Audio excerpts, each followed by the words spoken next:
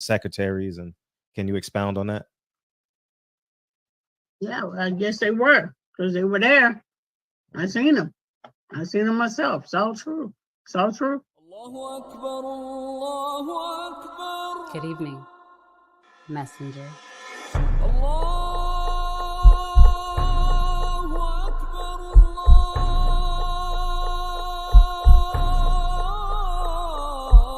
You convinced us that you were the last messenger.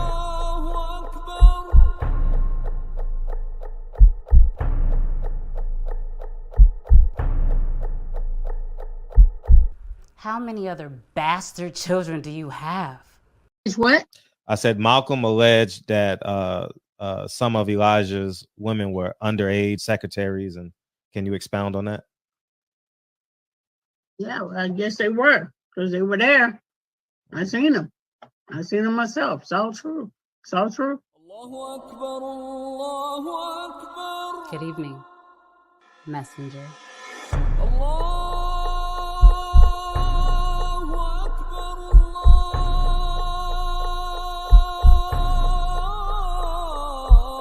You convinced us that you were the last messenger.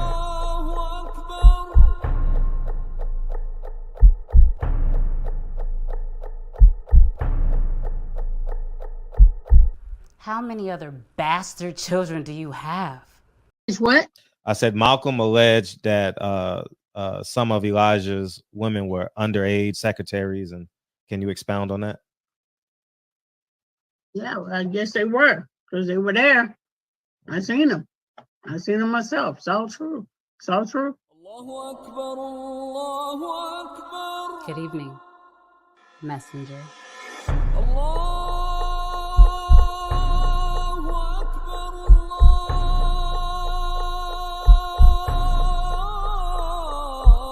You convinced us that you were the last messenger.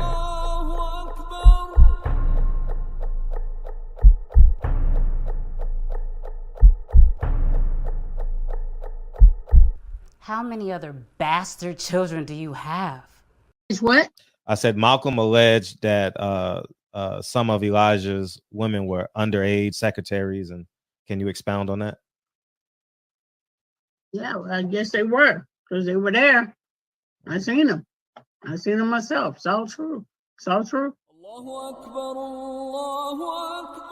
Good evening, messenger.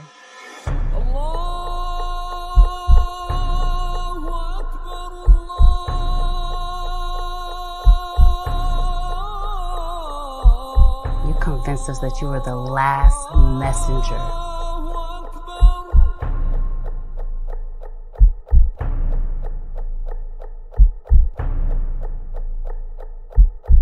How many other bastard children do you have? It's what? I said Malcolm alleged that some of Elijah's women were underage secretaries, and can you expound on that? Yeah, well, I guess they were, because they were there. I seen them. I seen them myself. It's all true. It's all true. Good evening, messenger.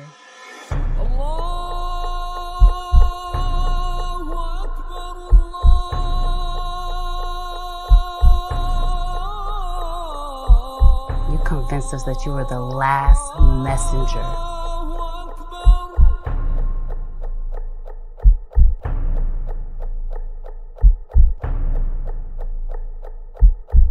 How many other bastard children do you have? It's what? I said Malcolm alleged that some of Elijah's women were underage secretaries, and can you expound on that? Yeah, well, I guess they were, because they were there. I seen them. I seen them myself. It's all true. It's all true. Good evening, messenger.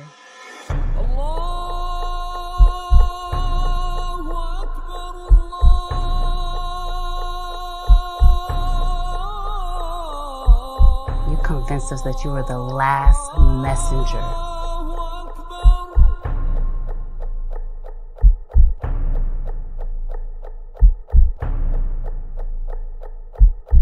How many other bastard children do you have? It's what? I said Malcolm alleged that some of Elijah's women were underage secretaries, and can you expound on that? Yeah, well, I guess they were, because they were there. I seen them. I seen them myself. It's all true. It's all true. Good evening, messenger.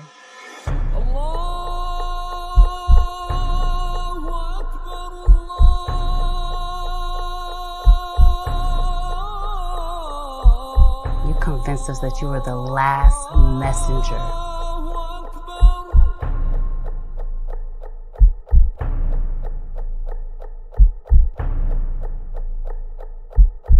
How many other bastard children do you have? It's what? I said Malcolm alleged that some of Elijah's women were underage secretaries, and can you expound on that? Yeah, well, I guess they were, because they were there. I seen them. I seen them myself. It's all true. It's all true. Good evening, messenger.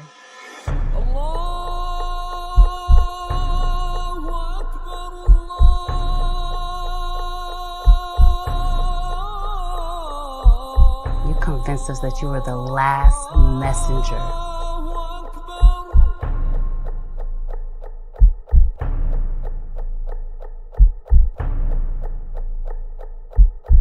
How many other bastard children do you have?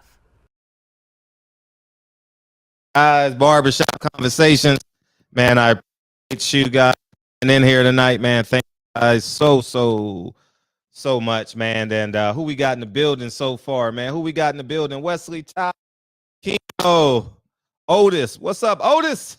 J. Dot, man. I appreciate you, Adolfo. And without further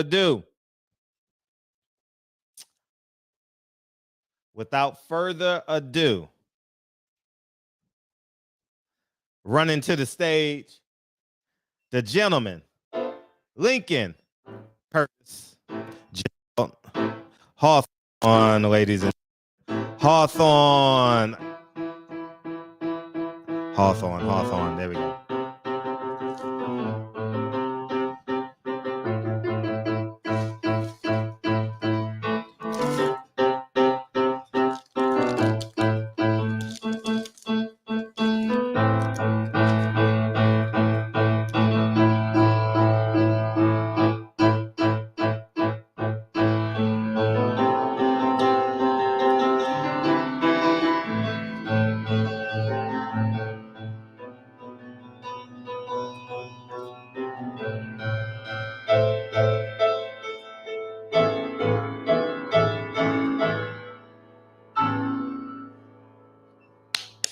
Lincoln Curtis Gerald Hawthorne, ladies and gentlemen. Hawthorne. Thank you. We appreciate it. Have a wonderful night. The cord is acting up again, but we're gonna make it do what it do. Thank you. And can you put the fan on one? Thank you, dog. All right, we got a lot going on tonight, man. I got a lot to say. What's up, Vegas Vic? Where should I start? First, boxing news. The recap last night as it pertains to Spence and Crawford. I'm just disappointed that they fighting on Twitter. You know, like I would rather them be fighting in the ring. And if this was Bob Arum, if Bob Arum don't make the Lomachenko fight, everybody's gonna blame Bob Arum. They're not gonna say Lomachenko's scared. You know what I mean? When Anthony Joshua didn't make the Deontay Wilder fight, we said it was Eddie Hearn's fault. You know, when there's one man, I think one man is stopping this fight. You know, and it's disheartening, and it's a black eye for boxing. And what proves me or leans me towards I am right is Caleb Plant and David Benavidez has agreed to a fight. I'm happy for this fight, very happy for this fight. And like I said, I'd rather be talking about good fights versus bad fights than talking about how one man is destroying the sport of boxing. But there's no other way, and this fight's gonna be on Fox if I'm not mistaken. So we'll see what happens with that. But the pressure is on. He got to make the fights now, which is good for us. He can't come back with David Benavidez at Uzataki because Showtime didn't buy the fight. So now he got to put it on pay-per-view. And it's going to be a hell of an undercard because you can see one of David Benavidez, Jose will be back. He'll probably be on the YouTube part. And I genuinely could see like maybe a Jamal Charlo comeback fight because he obviously is not main event worthy anymore. So I'm really happy that fight is being made, but at the cost of Terrence Crawford, Earl Spence. You know, between Jake Paul and Caleb Plant and David Benavidez, I don't know how that fight got made. They were supposed to announce it. Caleb Plant announced it kind of early. They were supposed to announce it Tuesday at the I should have told you guys this. They were supposed to announce it Tuesday at the WBC convention. Or Monday or Tuesday, I believe, whatever date it started, you know. But they announced it earlier. When I told you guys that the fight was canceled, someone from PBC told me, and I forgot to do it today. I apologize. Someone told me that David Benavidez and Caleb Plant was done. So, so that's how connected I am, man. I appreciate you guys supporting the videos and all that stuff, man. So I want to say thank you guys. You got a lot of options on YouTube. What else I want to say? Kyrie Irving suspended for 5 games. You know, that's the way of the world, man. What do we? I mean, like, until we get our own, it's gonna be politics as usual. Everybody getting a check. It don't make no sense to boycott if the athletes aren't doing anything. It'll be the same thing like football. You understand what I'm saying? So at the end of the day, it is what it is, you know. So Broken Tradition says he's boycotting. I'm not boycotting because I'm not gonna fool myself. Kyrie Irving will be back in 5 games and he'll be playing again, and that'll be the reality of this. You know what I'm saying? So, but I applaud him. I definitely applaud Broken Traditions for standing his ground. But it's all for naught. You know, these athletes are just for entertainment purposes only. There's only like less than 1% because all of Kyrie Irving's brothers in the NBA should be standing up with him. Every last one of them. White, international, black. Ain't too many Latinos in there, but they should be standing up too. The coaches should be standing up. Mike Krzyzewski should be saying something. All his Duke brothers should be saying something. Shane Battier. Does Shane Battier have a show? No, Richard Jeff. No, he's from Arizona. But it is what it is, man. And so I'm done fighting a good fight, just like Oscar. You know, I do be inspired to do something, but I know I'm not going to get the support. So I just in the numbers that we need to make a difference. So I just lay idle, but I do bring attention to it. What else? What else is going on? Oh yeah, man. If anybody can give us an update on what's going on with the Migos stuff going on, how's the investigation going? And I'm just going to double down because it's on my heart. And I know I'm literally the only one that has the courage to challenge Jay Prince. No one else will, not even in music, you know, no one in boxing will challenge him. I'm really concerned for Shakur Stevenson. And feel free to record this, put this on your Twitter, your Facebook, your Instagram, screen record this message. I'm really concerned for Shakur Stevenson. And I genuinely believe that team over there, they throwing up gang signs. I saw this, mob ties. I genuinely believe that it's going to shorten his career in some capacity. You understand what I'm saying? I I really believe that. I really believe that. And um, everyone's clean black on black. We're pro black. I love black people. I'm the only one to say something. Like I'm the only one to challenge Shakur Stevenson, man. You know, we blacked in a motherfucker. You know what I mean? But I ain't gonna talk about Jay Prince. He a thug. He run the streets. You know what I mean? But Jay Prince is in charge. So who's in charge? That's his man. Jay Prince is his manager. And it's just on my heart to say it. And I have strong concerns about that. This is the third time in less than 6 months that I've seen things online that didn't agree with my spirit. And obviously talking to his coach didn't help. I don't really have to talk to Shakur because my voice will be minimum in comparison to the team that he's a part of. But I can't have this blood on my hands.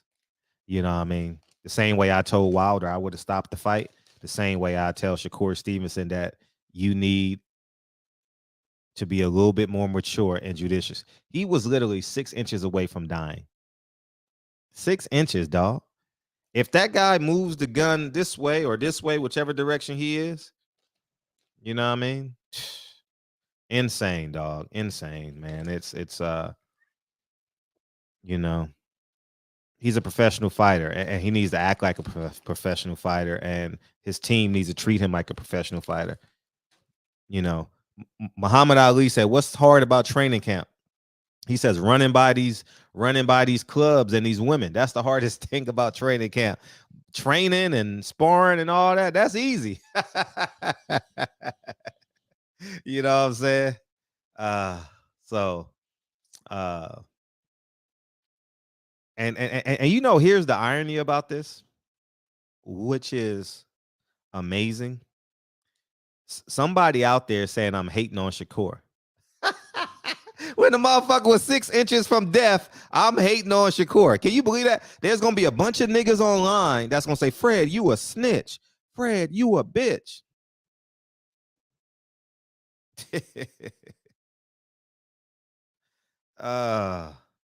Crazy. Insane. You know what I mean? But that's the black culture, man. That's the black culture. That is the black culture, dog. And it's pathetic. And that leads me to the conversation that I want to have tonight as it pertains to, oh, and then another thing, Gilly the Kid, man. His name Gilly the Kid? Gilly the Kid. Okay. The fact that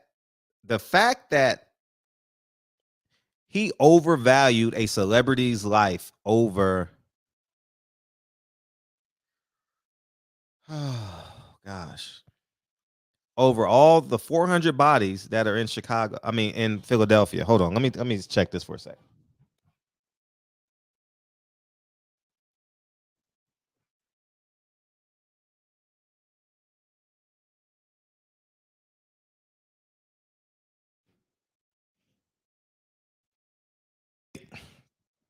To date, look at this shit, man. I want y'all to see this, man, and I want you to understand the celebrity culture. I really want you to understand the celebrity culture. These are celebrities, man. These are people that y'all look up to and want to be one day, right? I think his best friend did, and go get 9 Wives, man. Incredible film. But Checks and Balances is a finalist in the film festival and the Peachtree Film Festival, which is a pretty big film festival. We're a finalist this weekend in Atlanta. I'll post it on my Instagram. I've been just, but anyways, read this. Mapping Philadelphia's gun violence crisis. To date, there have been 447 homicides in 2022, a 3% decrease. Jesus Christ. And 1,600 non-fatal. That's 2,000 people shot in Chicago. Philadelphia. Put this in perspective. And I want to play the Gilly the Kid. Hopefully I still have it, man. I'm just disgusted with black people, man. I'm just disgusted with our cowardness. I'm just turned off by it.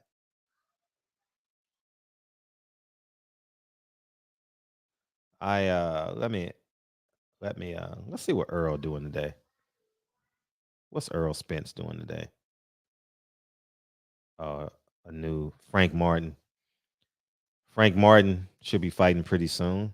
He's only fought once this year, but man, they just redid this whole damn. I want y'all to, because there's people that ain't. He went viral, and it's just sad, man. Is it on this one? Oh no, it's not that. I don't know where it's at, but I thought it was on his Facebook. I'm trying to find it. Let me find it.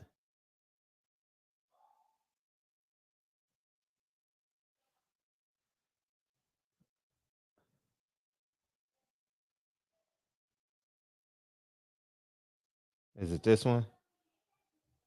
Oh, here it is right here. Here it is right here. I'm telling you, man, these guys are phony, man.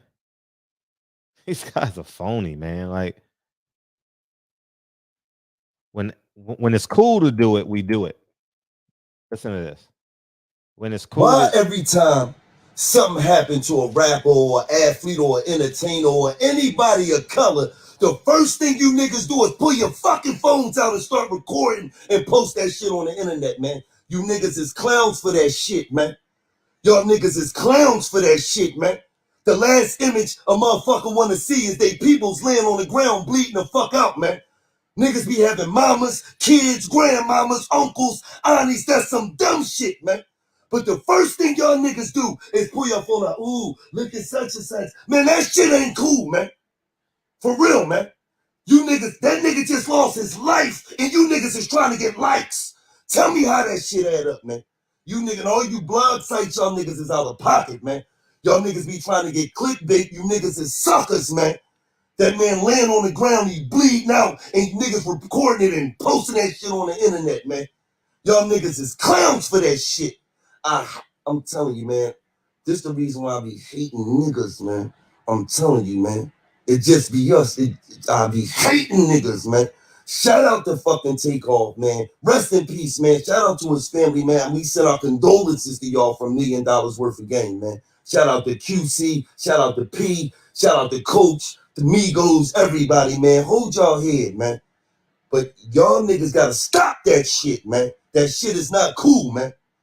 Rest in peace, man. Takeoff, man. Love you, Neff. Man. Why every time? Now let's go back to this last slide. Now, my question is, one, why are you talking about the record and not the guy who shot him? These are the guys y'all look up to. These are pioneers or leaders in the hip hop community. The hip hop community is trash. It's bullshit. It's worthless. It has no value. I would even implore y'all, stop going to these gangster rappers concerts. You know what I mean? If Ice-T and all these motherfuckers are performing and Game is performing, I wouldn't go. You understand what I'm saying? So I'll say this. He's talking about the guy who pulls out the camera and not the nigga that pulled out the gun. I'm going to repeat. This nigga is talking about the person that pulled out the camera and not the nigga that pulled out the gun. You tired of this shit, huh, nigga? You tired of this shit, huh? You ain't tired of this shit. You doing some celebrity clout shit right now. Celebrity clout. If no cameras come out, guess what? The crime don't get solved. Because we got a no snitching policy, Mr. Gilly the Kid. There's a no snitching policy.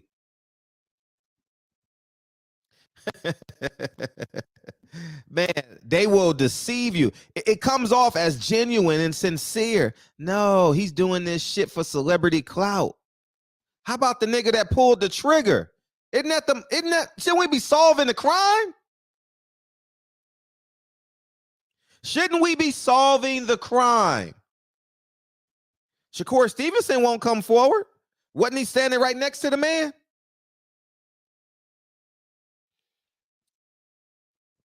They said Jay Prince's son stepped over the body.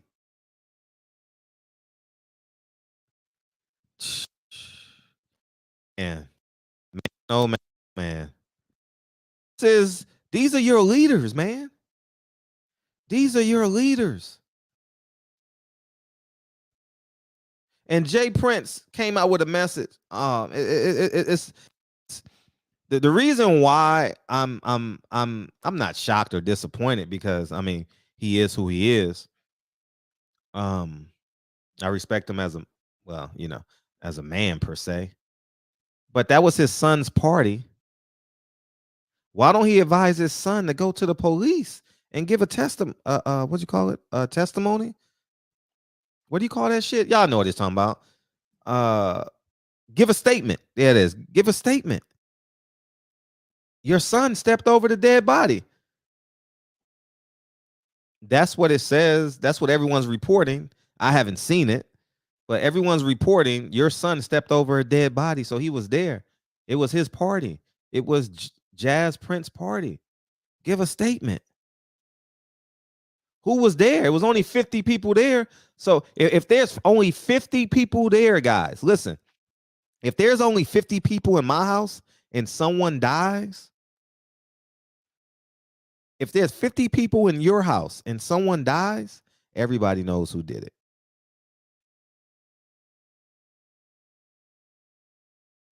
I repeat, for all the real tough niggas, man, for all the tough niggas, Fred, you out of pocket. You don't know what the fuck you talking about. If there is 50 people in my house, in your house, and anybody's house, everybody knows who committed the crime.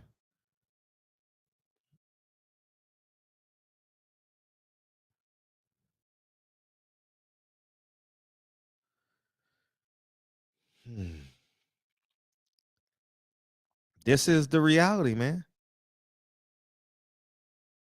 Yeah, exactly. Stop snitching. You're exactly right.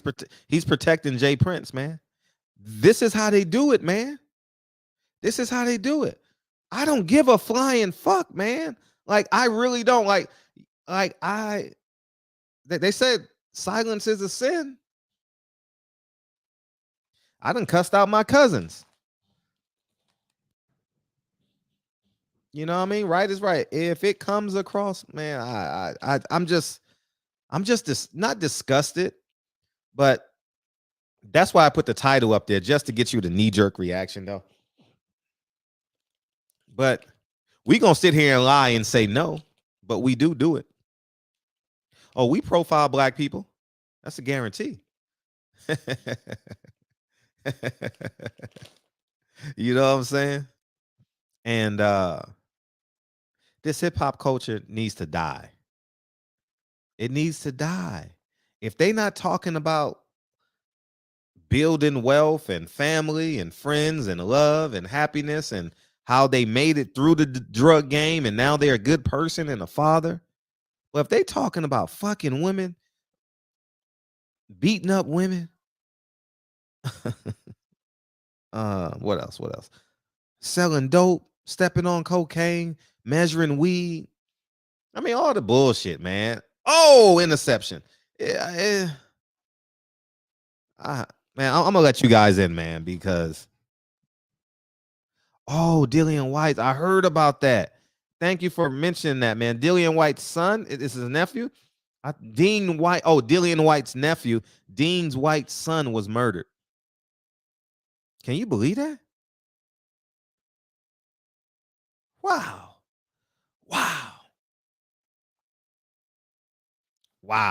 That is insane.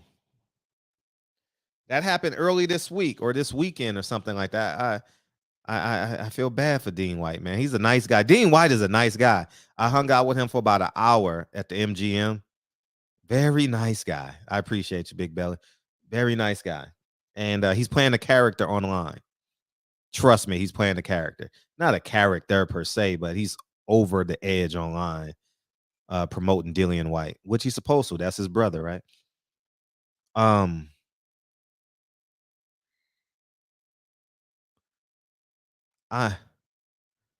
Sunday, thank you, brother, in Brixton.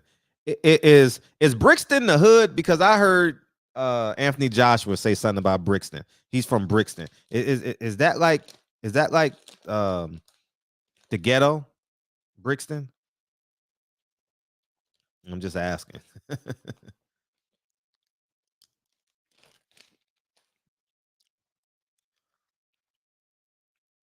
447 people has been murdered in Philadelphia. Am I the only one talking about this shit? We so man, listen. Fred, all you do is hate on black people. Champion Heart has his own segment. I think I'm the only one on YouTube that's not charging people for their own segment or advertising. I hate black people. We hate black people. What's up, Al? What up, Freddie? Hey, what's up, dog? Let me take this down so y'all can be visible. Go ahead, dog. Man, what's up with you, Fred? How you feeling today, brother? I'm good. You just woke up? No, just take a shower, man. I hope everybody in the chat doing good. Everybody, that's gonna join the panel, man. I first want to give a thanks to 4 brothers yesterday who came on right after me and was also some level-headed brothers and gave some reasoning to the things that I was saying, basically, defending me, and that was Anthony, Jerry, Deacon said a lot of good things, and I forget the brother name, but the brother that got the bully company that sell the bullies. If y'all listening, man, I appreciate y'all, man, and I'm gonna second, give thanks to you, Freddie, for that video you made earlier. About what? The one I texted you about. Oh yeah. Yeah, I would like to say I inspired you, man, because that was the same shit I was talking about, just like tonight.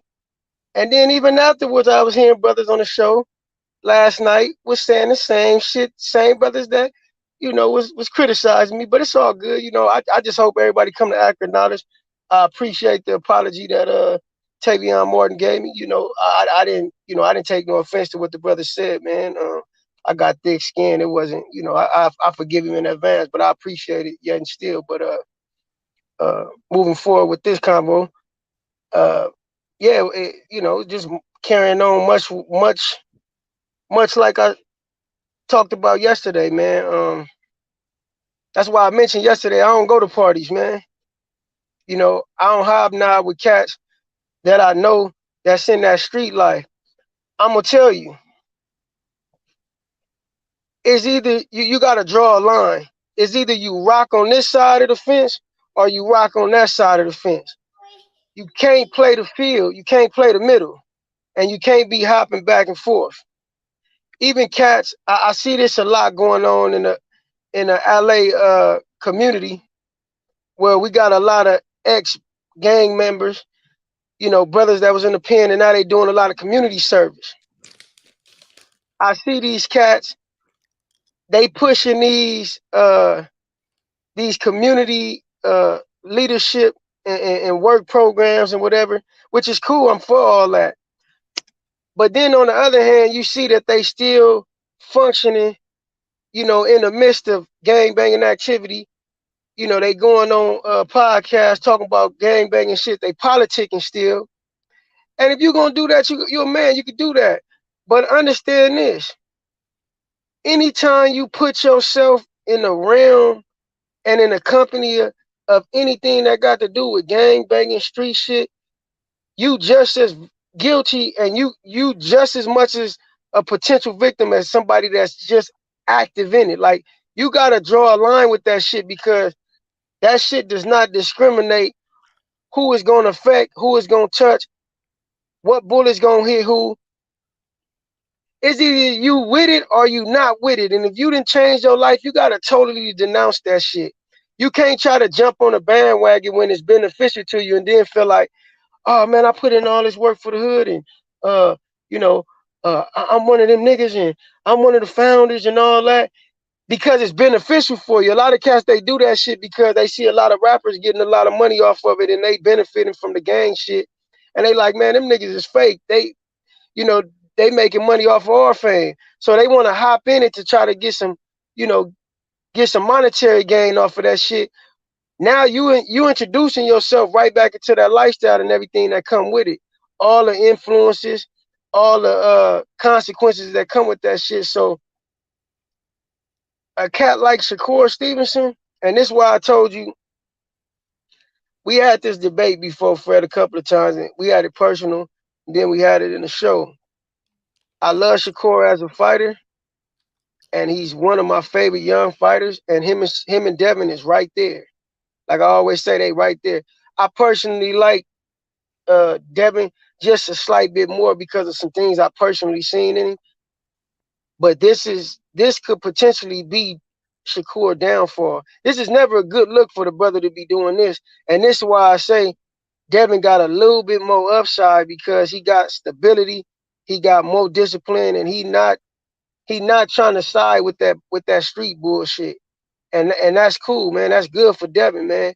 I hope this brother Shakur use this as a learning experience going forward. But you know, it seems like he constantly keep getting himself in situations that could potentially be harmful and detrimental to not only his career but also to his life and his physical well-being. Man, if that brother listening, or anybody, if you listening, Shakur, or anybody that love that brother, man, grab that nigga up out of that environment, you know, and try to talk some sense in him, man, because I didn't seen it too many times. You know, that's why I say I don't go to parties, man. I didn't seen too many niggas get killed for nothing.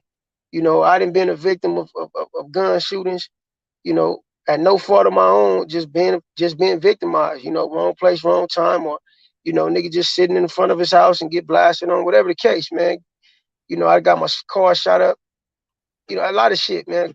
4 or 5 times I've been a victim of that shit, man. And wasn't doing nothing to nobody. It's just, you know, that shit is just, it's unpredictable, man, and it's fucked up. But as much as you may want to help our community, man, this shit expands far greater than 1 man, 2 man, 3 men, 100 men can begin to even fix, man. This shit is sickening, man. That's why I say I'm wise enough to know that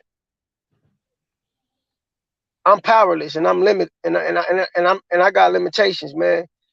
This is a corrective matter for the true God to deal with, man, because this is far beyond human intervention, man. Because we battling in spirits, and it's more than just a fleshly battle that we embarking upon when we even talk about that, man. So it's best to understand exactly what we getting into when we even discuss these things. At least I like to say that I understand it, and it's beyond what I can even do. The best I could do is just guide the youth and guide people that really want to stay clear of it and really want to do something, because the allure that it has on so many people's mind. See, we talk about attempting to steer youth from that shit, but it's a thing of disgust, and it's highly pathetic when you see grown men that have never gangbanged or that have never involved themselves in this type of lifestyle, and then when they get older or they get a little status, they get a little money, they turn to that filth. That's the disgusting part about it. You get what I'm saying? And these cats are some of the biggest influencers because they already gullible, they already weak-minded, and they already followers. So you see these cats doing it, and it's like, man, you know better, homie. You 26, 27, 28. Kind of like, you know, everybody that know it, Chris Brown did that shit. And it was disgusting, like, man, why you throwing away your career, man? Associating yourself with the filth and the disgust of the street shit, you know? But man, all we can do, man, really is protect our kids. That's why I say, man, my main goal, hey, protecting my kids, man. No, you're right. And I didn't feel like going back and forth you in the DM, but Earl Spence inspired that video, man. Well, but take credit though. Take credit. it's But cool. Like I said, I yeah, don't care to have yeah. credit, man. I just side Came with in the there early. I side with the I Oh, side with truth, man. You know, I want, if I'm speaking, I wanna broadcast the truth, man, and righteousness, man. I side on the side of righteousness. So if I can do my part in helping people come to accurate knowledge and understanding of what the truth is, and any particular matter that we, engage in or discuss about, then mhm. that's what I'm gonna do. You know, you don't have to give me the credit, but I'm just saying I was knocked extremely last night for speaking upon these matters. But then shortly thereafter, some of those same individuals, and then I see the video today, and it's like, damn, I said the same thing. But I whatever don't the think you case said is, the I'm same. I glad don't that think. it's that. Hey, let me respond. Let me respond because you've been talking for 10 minutes. Go ahead. You said that like there's no elevation for human beings, like and the lack of accountability. That's what I never I. said none of those words. Well, I'm paraphrasing what you said. You didn't have to say what your word. I, It's I didn't it's say anything remotely similar or close to Can I that. talk? You Every time interpreted. every time Go you ahead. talk, every gotta hone in on letting people talk. Let people you spoke for 10 minutes. You've been on for Go ahead. 13 minutes. Okay. Now let me bring in um um you said humans are humans. I have uh um and basically they are inherently bad because you don't hold people accountable because that's the way it is no matter what they do, even if you built up some trust with them. Oh, they're just I expect them to do it. That's what you said. And I vehemently disagreed with that because people can grow. And many people model what they see. Many people model what they hear, and there are people that come from adverse situations. And then when they're shown an opportunity that there's another way, they take the other way. And so there is elevation in people. And that's what um I think that if I can speak for the majority last night that was on the panel, that's what we were speaking of. People can evolve and elevate, and that's why I used the example of Detroit Red to Malcolm X to El Haj Malik El Right. Shabazz, or and that's what we were implying. But Deacon is coming on. Then go ahead. I like to defend myself just before Deacon get on. You already I'm gonna defended defend. yourself. No, because I didn't speak upon that. But now that you expounded upon it, I'm gonna defend myself in a detailed manner. Can we let them respond? Because you Oh, no, because I don't want to. Because this always happens to me. Now no, I just want to. I just want to get mine off. I want to get, because I didn't come out defending my. I didn't come out defending myself. Hold on, Freddie, because you good at doing this. No, you I just spoke. want 5 minutes. No, I want 5 minutes. No, you spoke. I spoke. Now let someone else go. But No, I didn't. No, All right, I'm gonna let it cycle around. I'm gonna let it cycle around. You I'm spoke gonna let it for a whole cycle hour around. yesterday. You spoke I'm for gonna a let whole it hour cycle yesterday. around. Go ahead, Go Deacon. ahead. Hey man, salute to Mr. L. Thank you, brother. Salute to you, Fred. My brother Mike. Y'all always bringing it, man. And like I said when I came on last night, I understood both parts. I understood where L was coming from as well, and I'm glad that the young brother apologized, because I felt like it was a little bit disrespectful for the way that not just him, but it seemed like the weight of the panel was on L. You know what I'm saying? And I didn't think that it was warranted because, again, we all can be men that have an opinion that, we don't have to agree with one another, but at the least we can respect one another. You know what I'm saying? I don't have to beat you up because I disagree with you. You know what I'm saying? And and I'll say this again about the snake on the hill, because I didn't fully explain that. And to me, that does coincide or go in with the character of Al Heyman in the way he presented himself. He was the snake. The snake asked the old man to carry him to the top of the hill. The man said, "No, man, no," to the snake, that you will bite me if I carry you to the top of the hill. So the snake convinced the man to carry him to the top of the hill. He took him to the top of the hill. The snake bit him in the neck. He said, "Man, you said you wouldn't bite me." The snake looked at him and said, "You knew I was a snake before you picked me up." So Al Heyman came off as the Holy One, came to save the day. He had all the right things to say. I seen a clip on Earl, and Earl was talking about being how he will always be loyal to Al Heyman. Al Heyman was telling him things he never heard before about life after boxing. Boxing is not your whole life. It's just this is just a part of your life, but it's not your whole life.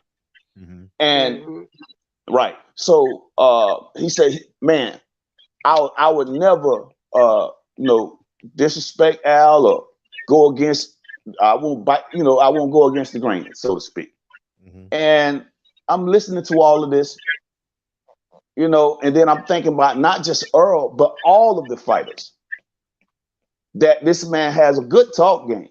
And like I said on Kyle's show, out of all these fighters, just a select few are really eating like that, right? But then you got a whole host of other fighters who are put on the shelf, who have to work a 9 to 5, who want their chance, man, to be able to provide for their family, for themselves and their family, and they're not able to do that.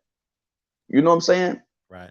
So he sold the fighters a bag of goods. He was that snake that promised that he wouldn't bite him. He tricked them to take him on top of that hill, and he bit him. And he told him, "You knew I was a snake before you picked me up." Al, I'm not going to outright call him a snake, but it's snake behavior. It was snake behavior, bro. So what L said to me made sense. The nature of the beast is the nature of the beast. I'm not going to go in the jungle and look at a lion like some humans do, think that they can take a lion and make it a house cat. Come on, man. That lion gets hungry, and the trainer or whatever you want to call him is the only thing there. He's going to eat.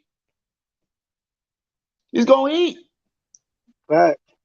So respect the nature of the beast. So that's what I took from what L was trying to convey last night. But, everybody was locked in on what they wanted to say. So therefore, he was drowned out. But you can drown him out without disrespecting him and telling him that he's shitless and he's worthless. His job don't amount to a hill of beans. When you strip a man of his manhood, right, that's treading dangerous ground. Yeah, which they could never do. But right. But I'm just saying, I didn't like the way that was coming off. Yeah, you know what I'm saying? Futile attempts. That's all it was.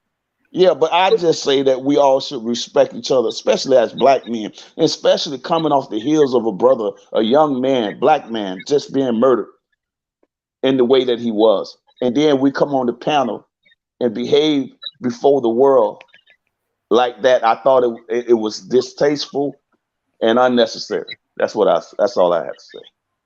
Go ahead, Mr. Fuller. Dr. Fuller. I gotta watch that again. Not watch it again. I gotta watch it for the first time. I didn't see it, but it sounded like, yeah. So what? I mean, what was the big deal? You were evaluating Mr. Al Heyman as a true. No, you gotta watch it. You gotta watch it. You gotta. I'm gonna give you some insight, Fuller. No, L, no, L, no.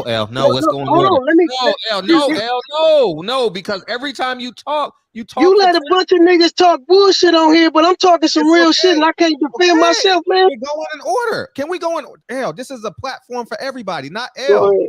Go ahead. I'm sorry, Fuller. All right, I'll wait till you come back around and Yeah.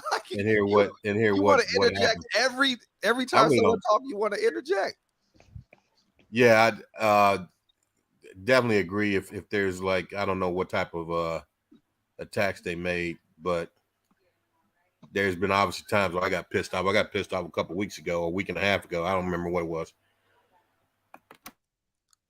but I try to maintain a certain amount of discretion, and then because I don't think it ever should get to a point where we start attacking. We get beyond the subject and start attacking people individually or personally. I don't think that's it's not worth that, Right. and you gotta think about it. I mean, that's how you discover the truth. I mean, you get a bunch of people in the room and you go back and forth about different opinions, and as a result of that dialect, you arrive at the truth at some point. It doesn't have to be a negative experience just because you have a debate with someone. It should be something that you learn from. It should never turn into a personal thing.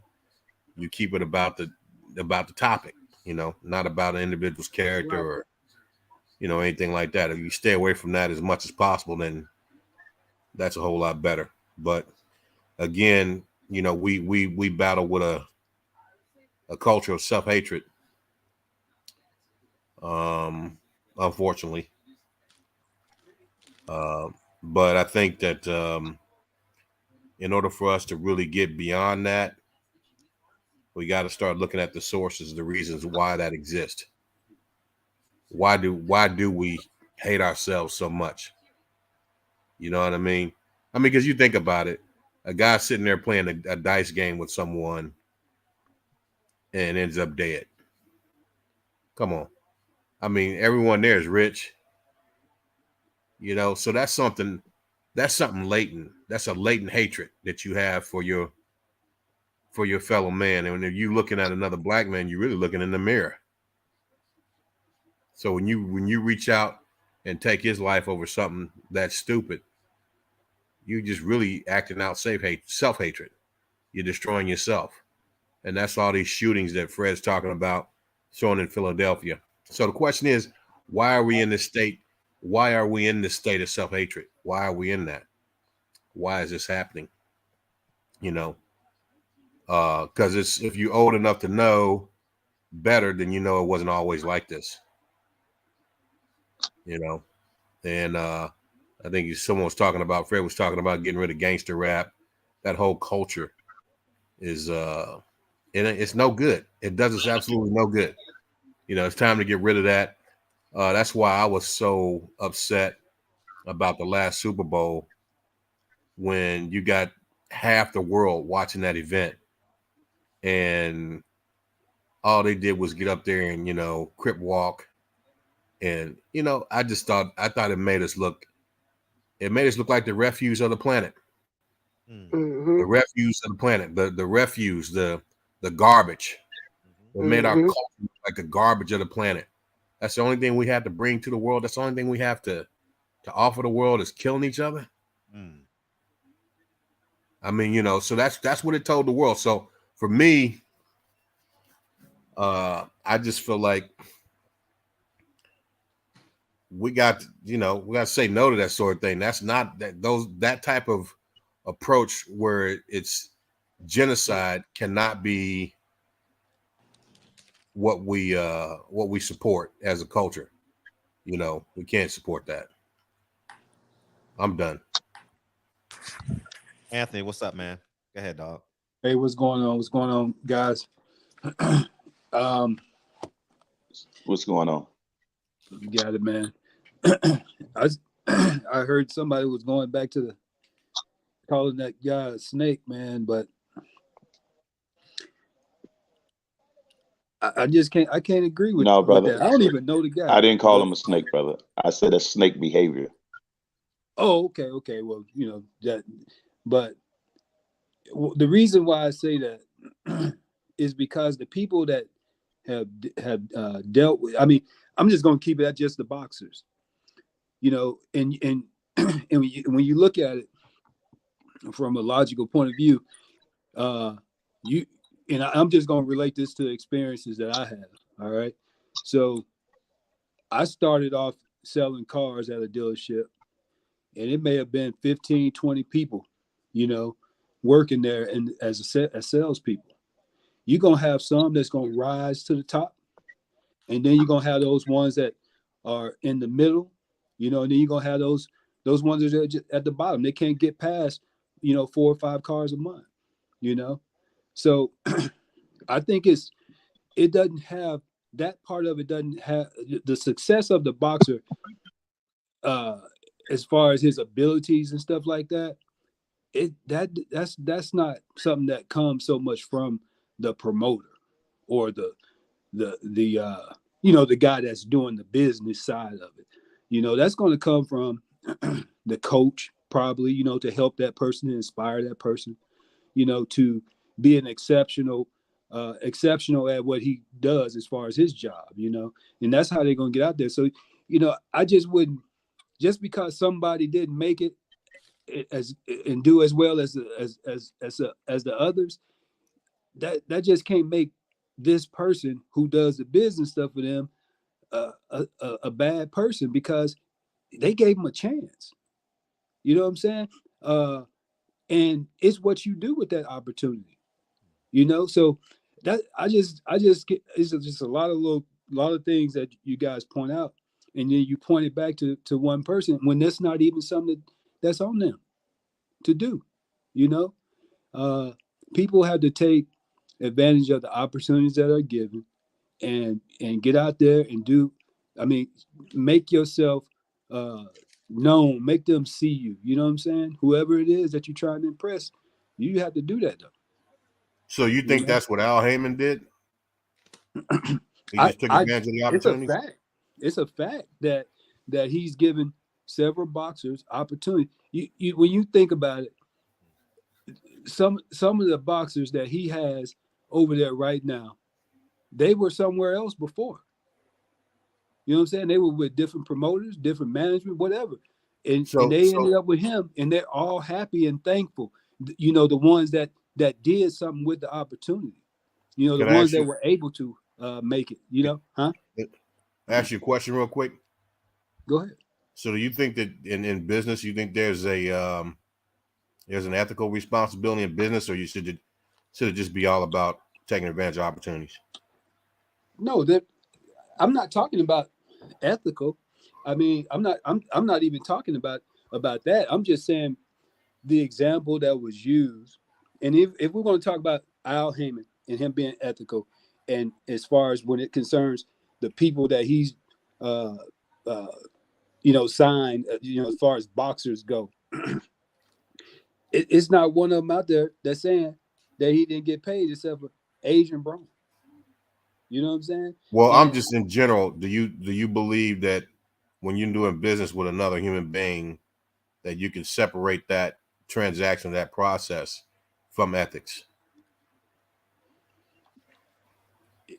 When you say separated, can you do business with another human being without having ethics play a major role in that transaction?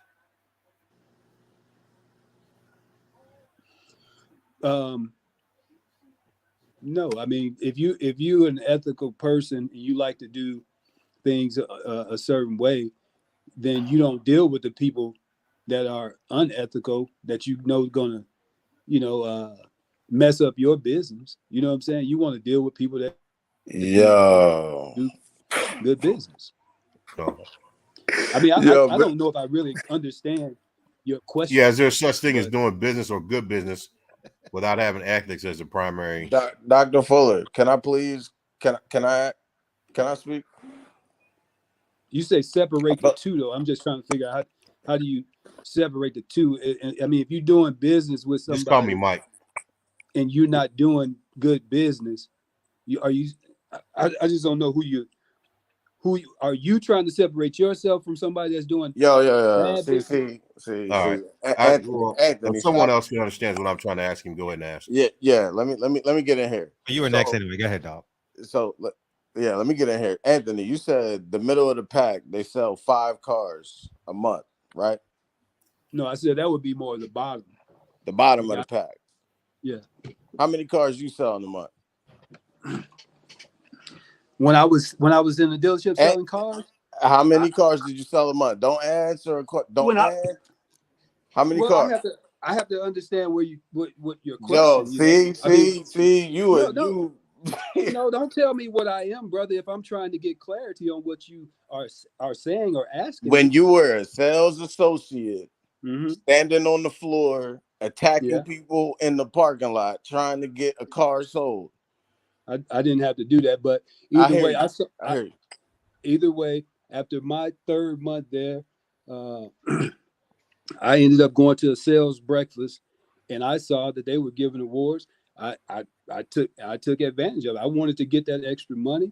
I took a careful look at my pay plan, and I worked the pay plan to where it would be most effective. So for me I had to sell at least 20 cars every month. So okay. I had to produce at least $150,000 for the company so that I can make what I wanted to make. You know what I'm saying? So for years, year after year after year, I was always salesman of the month.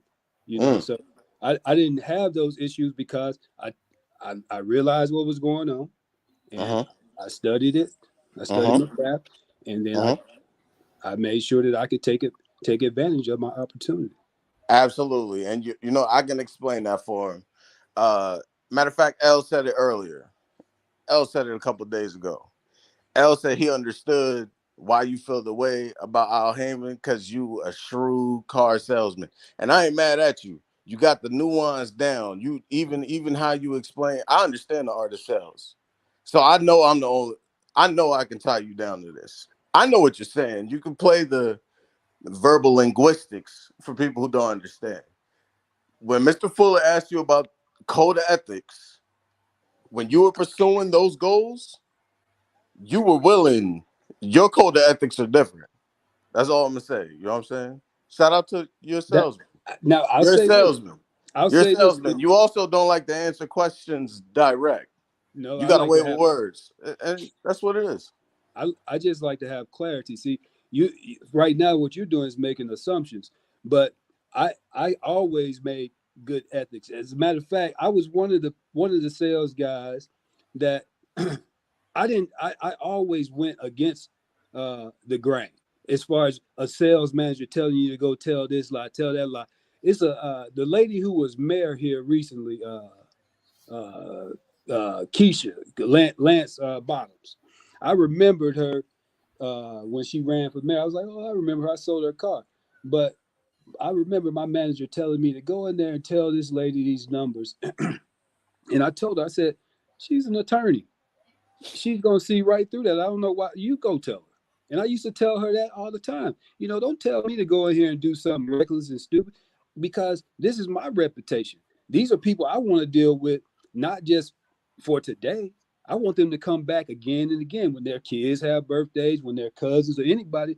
I want them to say, hey, go see Anthony. That's why I always got a lot of referrals. I didn't have to go out there and beat the lot down or whatever you want to call it after a year of working there because I like to do things with good spirit in mind. You know what I'm saying? So yeah, I hear you. 20 cars a month. 20 cars a month, and we got to speed this up a little bit. 20 cars a month. You mean to tell me for 3 months, 20 cars a month? That's what you average. That's 60 cars, 3 months. No, not the first 3 months. It was after 3 months. Okay, because I had to go through training. Right. Regardless, 20 cars a month. You said 20 cars a month. You mean to tell me you never sold one car? What do you mean? Well, I didn't quite. What did you say? You never sold one car that you knew of an issue but you never spoke about it. It could have been something small. Oh, no. It could have been something small. 20 cars? No. 20 cars? No, man. You're a Why used would car I dealer. want to? All right. Why would I want to sell a car? The owner wouldn't even want you to sell a car. I worked at a well-established. I mean, we sold new cars and everything, man. But you can't. You're not going to always find a perfect car either out there. New cars can come back, with a problem. But no, we didn't do stuff like that. I mean, car dealers get a bad reputation, from a long years, centuries ago. You understand what I'm saying? I mean, no, it's the same way. It's the same way. I used to sell cars. It's the same way. I came from there. Oh, that's why so I'm holding it. That's why I'm locking your feet to the fire, because I know what it takes. That's how you did business. Okay, I get it. That's what the people did. That's what the people did that you were around and you followed. You follow. So you want to project that on me. Okay. It's the nature of the business. It's not.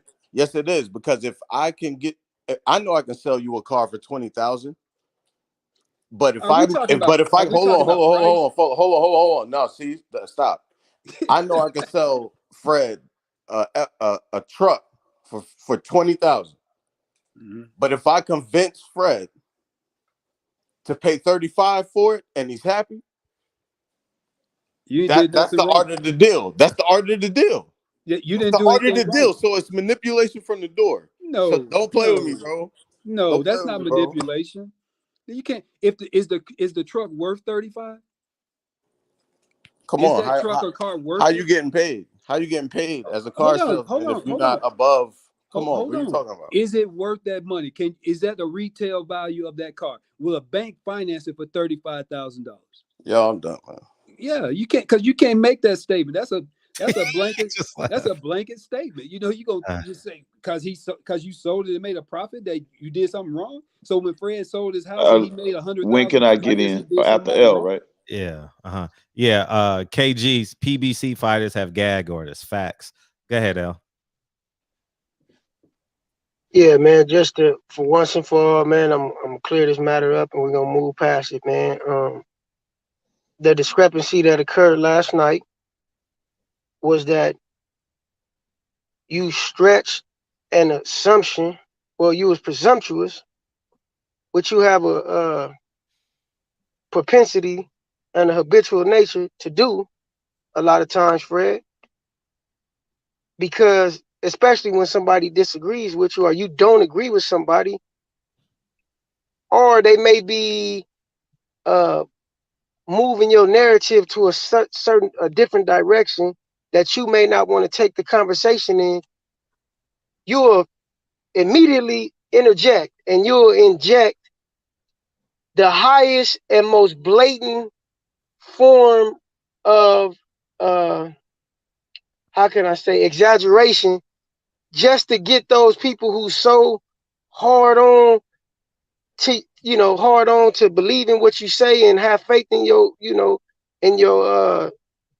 analysis.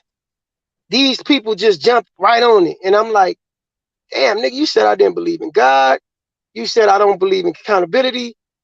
You start saying things that I never said nothing. If you notice, every time I have a conversation with someone, even if I disagree with them, I always say this: I do understand where you're coming from, brother. Or I say, yes, that's conventional wisdom, but it's not applicable in this situation. Or I say, just because I don't disagree with you, doesn't mean I'm in direct opposition of you. I always make it clear. And people seem to not listen to these things. That's why I say ignorance is so attractive. Stupidity is so attractive because it has a ring to it that people just want to give themselves to. I make everything I explain as clear as possible. If you don't understand what I'm saying or it's beyond your capacity to comprehend, it's okay to say, man, I don't understand. I need some clarity. Or, hey, man, I need to do some research on that. I come on this panel to speak truth and speak facts. I really don't care about my opinion if it's not in line with the truth and the fact. But I come on here mainly to learn Man, I didn't learn so much from everybody on this panel. I done learned a lot from you, Fred.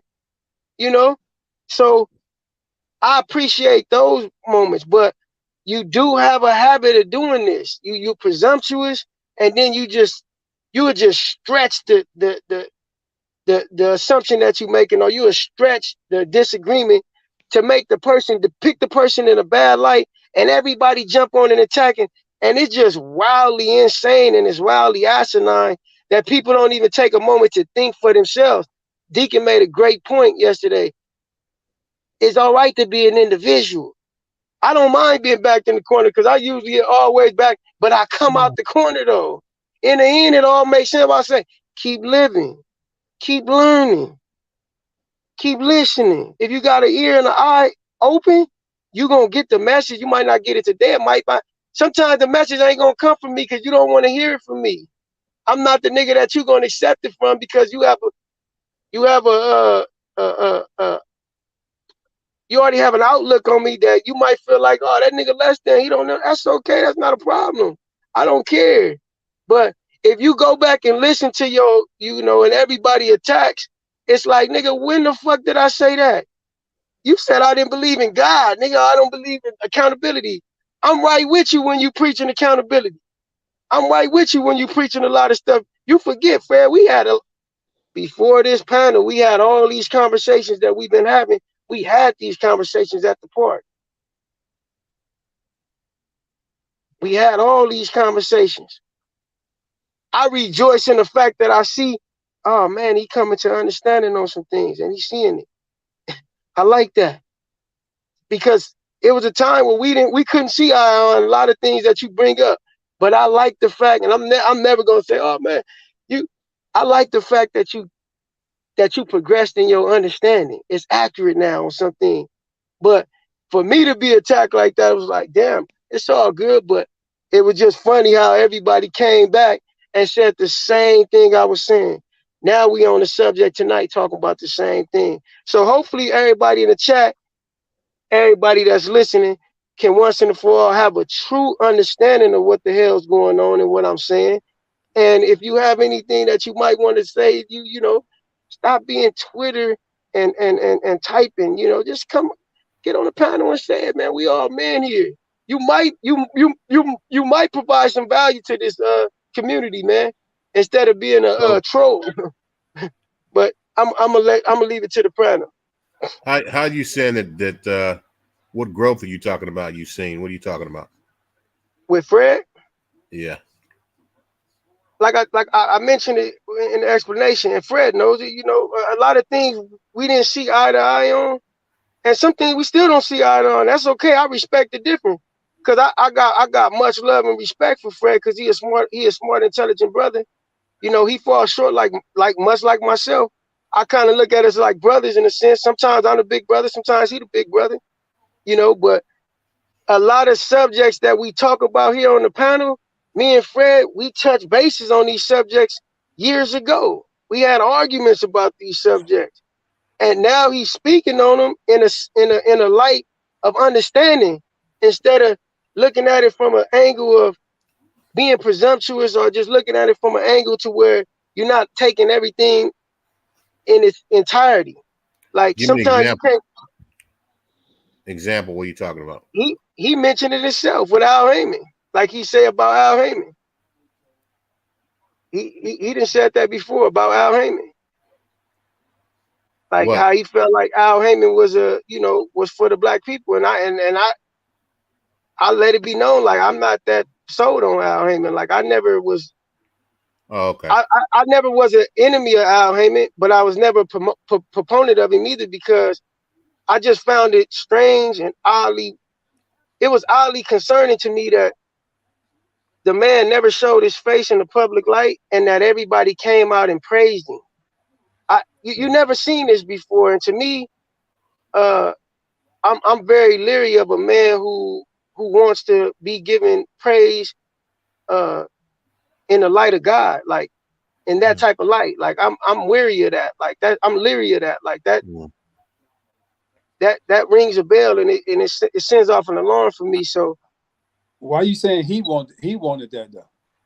I mean, you said other people came out and did this, and now you're saying he wanted to be looked at in the light of God.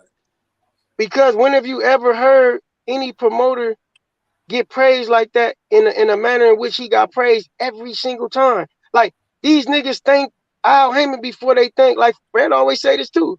Them But niggas who did it think. start with? Let's go back to who it started with. What do you mean who it started with? Who started saying it first? What do you mean?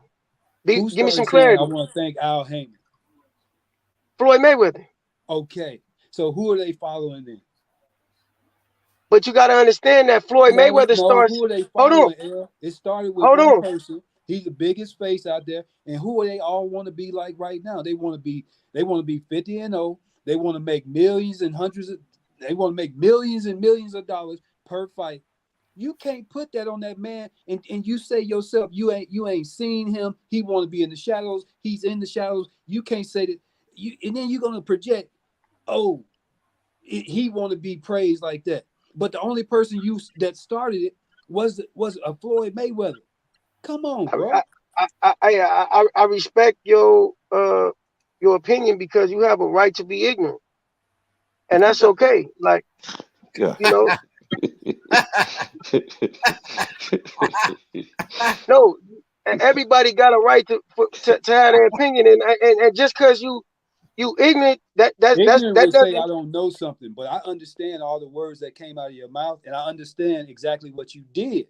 But you won't admit what you did. Instead, you want to say Anthony doesn't understand something. No, I just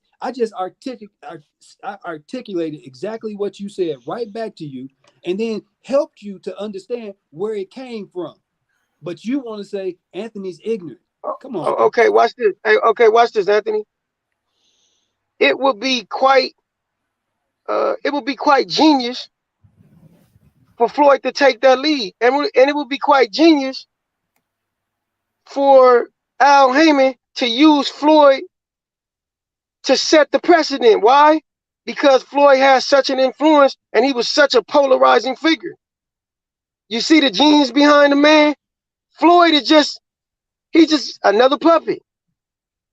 He another piece of the puzzle. Of course, I'm gonna use my strongest man to lure in other pieces. That's part of the strategy. You know what? It sounds like you giving Al Heyman a whole lot of praise right now. You praise him. I've always said. He's the smartest guy in the room. He's just the brightest. I've always said that. I've always said that about him. I've never undermined or discredited the man's intellect and his business savvy. I've never undermined that. I've never spoke against that.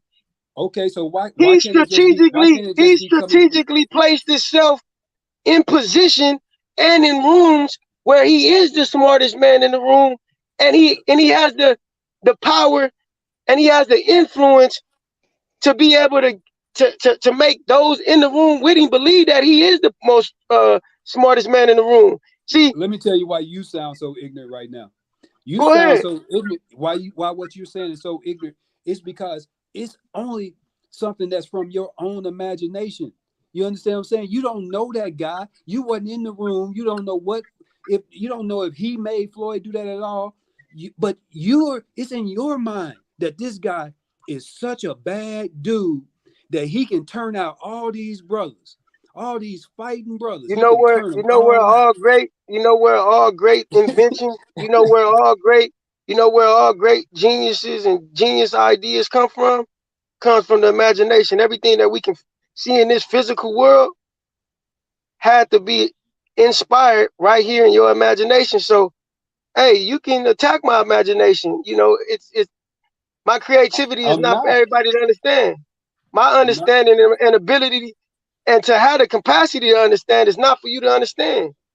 But you just making up stuff. You just making up all this stuff. Well, I'm talking like you talking from this great point of wisdom, and all you doing is making up stuff. This is all in your head. This is your imagination. This is your opinion, and you broadcasting it out there, and as though you saying all this, L, can I respond to L? Can I go ahead and respond to Anthony? Something that he said. Okay, I appreciate it. I appreciate it. Yeah, Anthony, you said and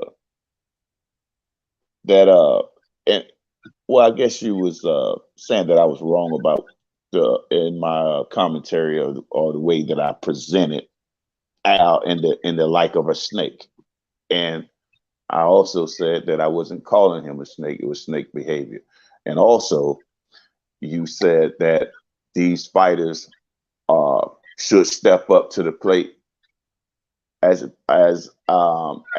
the opportunity is given to them. So I agree with that part, right? But what I said, for the most part, there are more fighters who are not given the opportunity. Yes, they was given the opportunity of being pulled in-house, but once they was in-house, they was not put on the stage to perform and do what they do. They have to resort to 9 to 5s.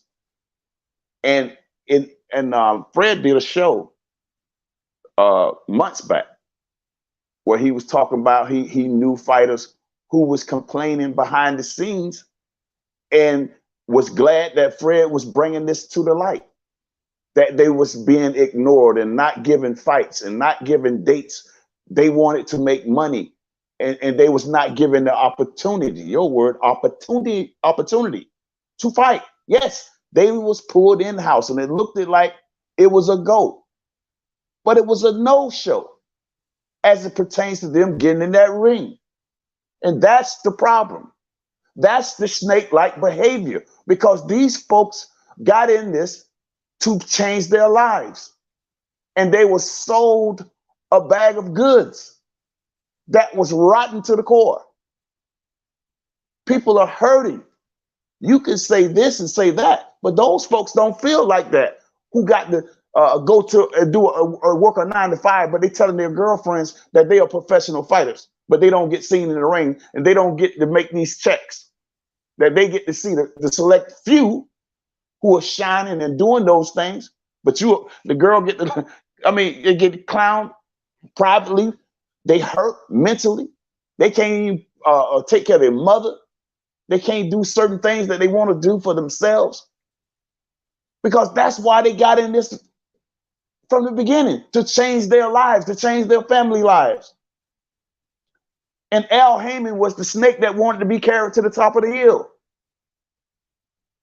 He lied to him and told him he wouldn't bite him in the neck. He bit him.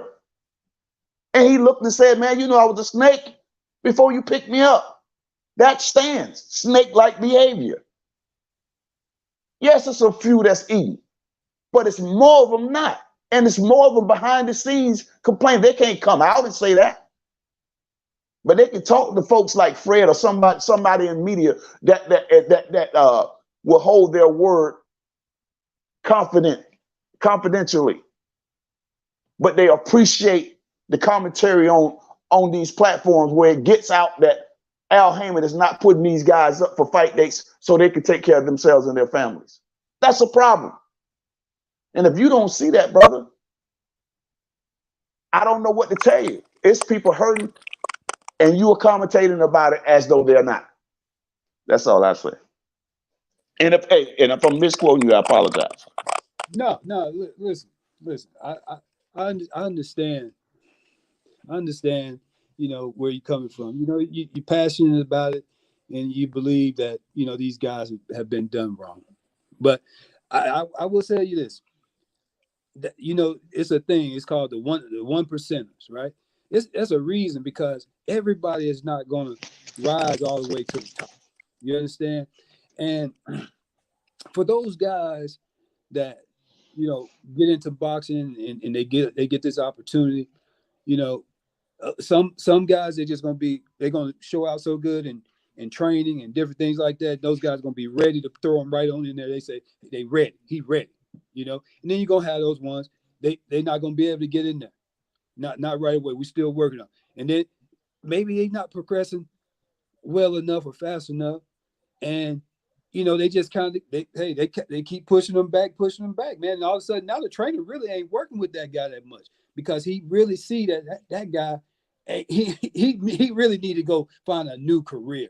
You understand what I'm saying? And they may even give him a shot at somebody who they know is good and coming up, so he can look good on that guy. You understand what I'm saying? That's just a way. That's a nature of everything, man. In anywhere in life, you can go all the way back to the animals, okay?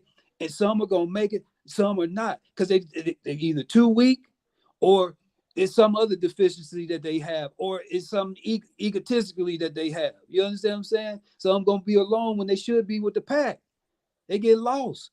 You understand what I'm saying? But no, it's not meant for everybody to make it up there, Deacon. Some of them guys, those guys that Fred talking about that's having to work a second job.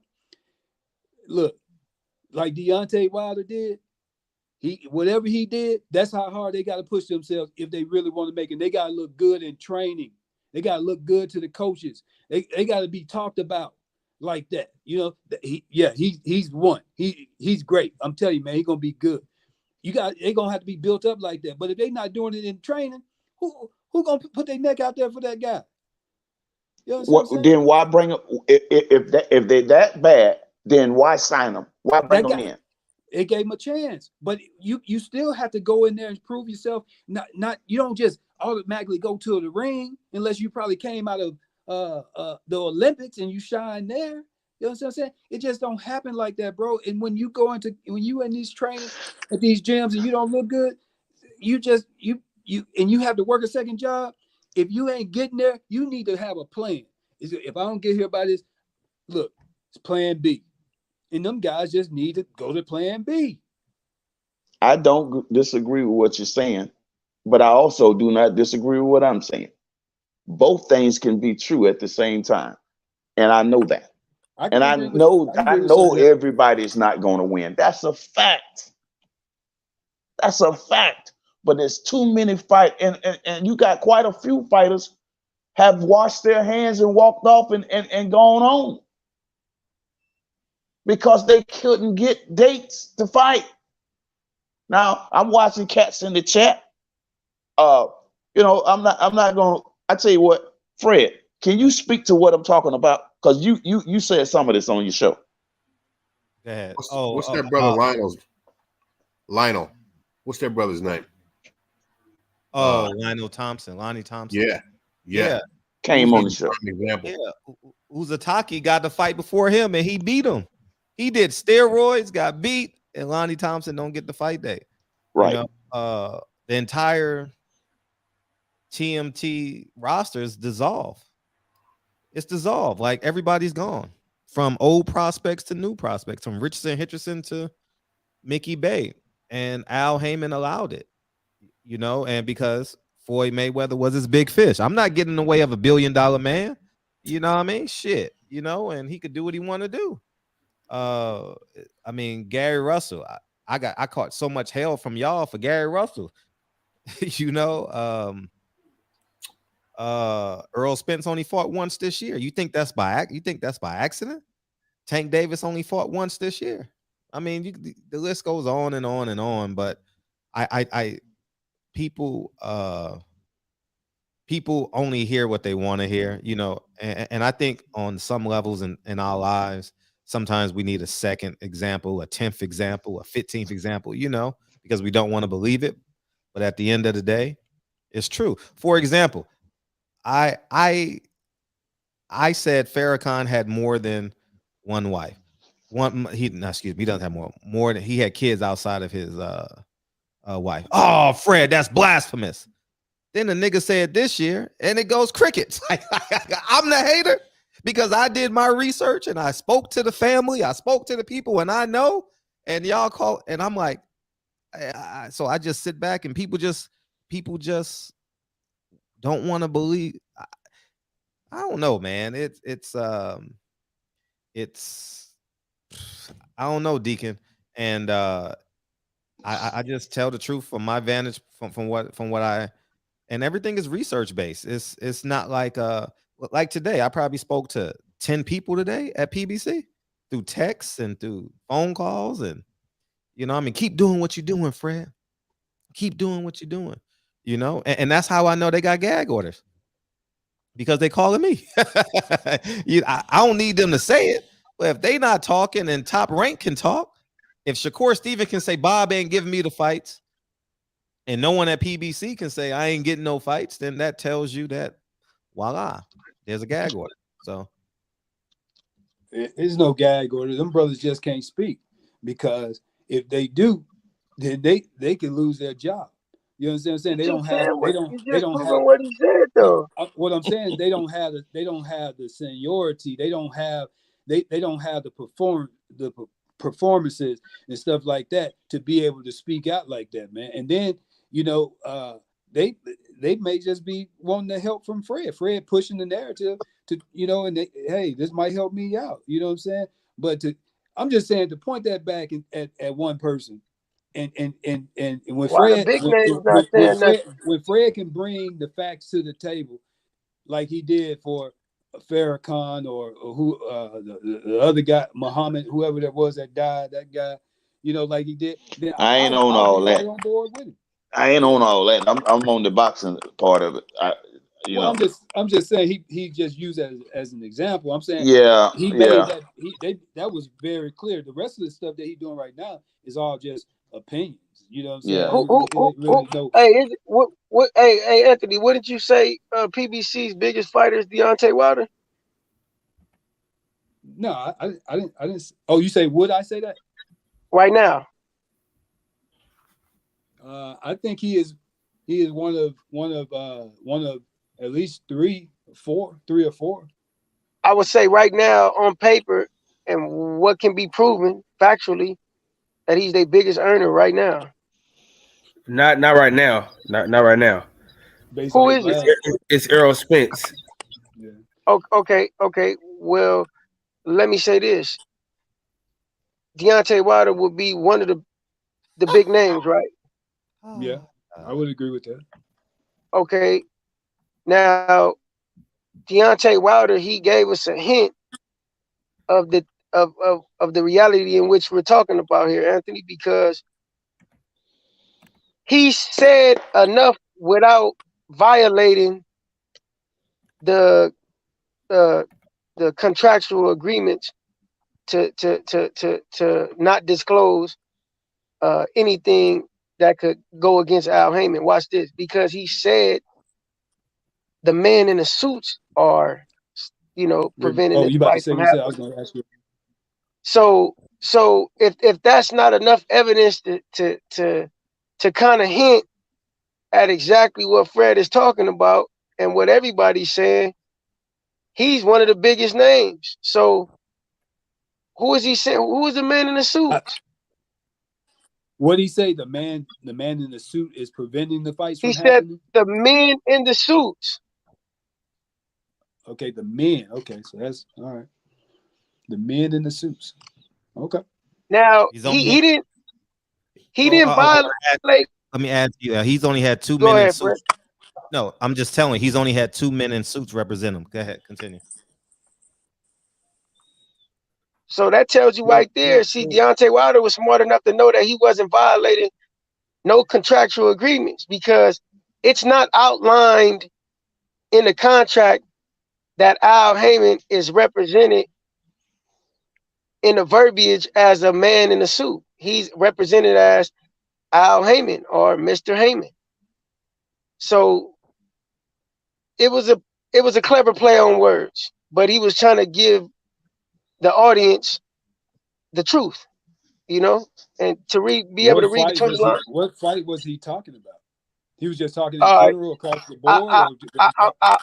I'll leave it at that. You know, you could do the homework. I mean, you said something, but then you don't want to clarify. I don't know, because you're talking to me, bro. You talking to like, but you gotta understand though, Anthony. Like I respect your intellect, brother, because I've already pointed out before. Hold up, L. Don't give me that long walk and talk, man. Tell me either you gonna answer the question or you not. You know what I'm saying? I understand how you get down, man, but we not in the court of law, though, man. I'm not gonna hit you with No, like Fred said, y'all talking to thousands of people, and when y'all say something, you need to say it. You know what I'm saying? I've already said it. I didn't ask you anything that's gonna get you locked up, but I just said, was he speaking about his fight, or was he speaking in general about across the board, about everybody. Across the board. Across the board. All right.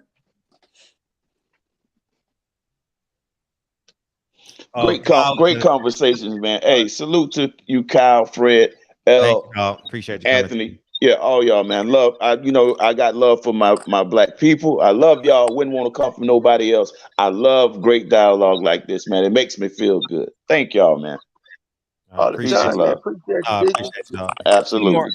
Seymour, like, man, it's my turn, Fred. Go ahead, dog. No, I'm cool, man. I'm cool, You man. ain't said that in a minute, but go ahead, dog. Yeah, my question would be though, are these fighters going to Al and talking to them, because that's the person that they're in a business relationship with? Yeah, I can come to Fred all day, but I don't work for Fred. You know, if I got a complaint at my job, I wouldn't go to Fred. I would go to the person that I'm contracted with, because it's not going to do me no good going to Fred. I need to talk to him. And then on that point, you're only getting one side of the story. Well, I'm not getting any fights. And then just say Al Heyman does talk and say, well, he ain't worth a shit. Every time I put him in the ring, he's getting his ass whooped. Or when it's time to train, he don't want to be at the gym. So you only get one side of the story. And that's why I say those fighters, if you're that disgruntled, go to him. Don't go to an outside source, because they can't help you. Go to the man that you contracted with. I mean, you didn't have a problem contracting with him or talking to him when you wanted money from him. So go to him. Yeah, and by the way, Kyrie Irving just apologized. Oh wow.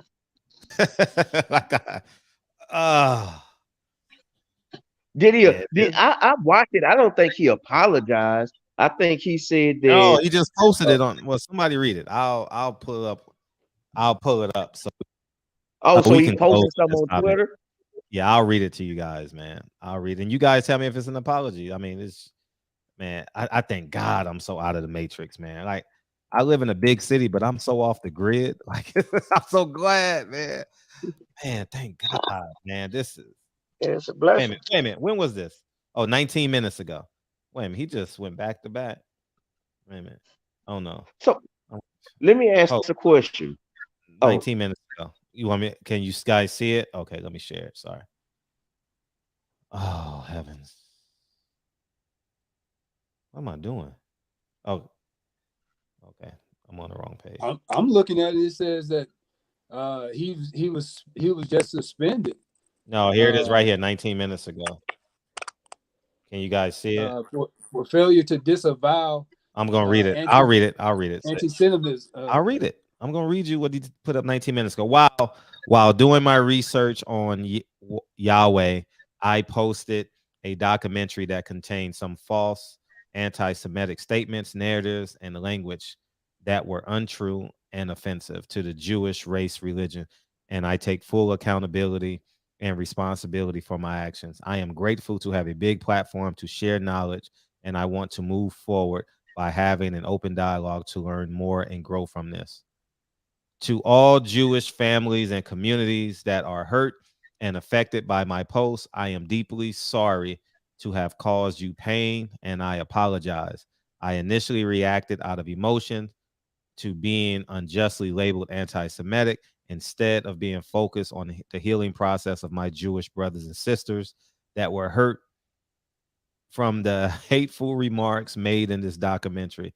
I want to clarify any confusion on where I stand against anti-Semiticism by apologizing for posting the documentary without context and a factual explanation outlining the specific beliefs in the documentary I agreed with and disagreed with. I had no intentions to disrespect any Jewish cultural history regarding the Holocaust or perpetrate any hate.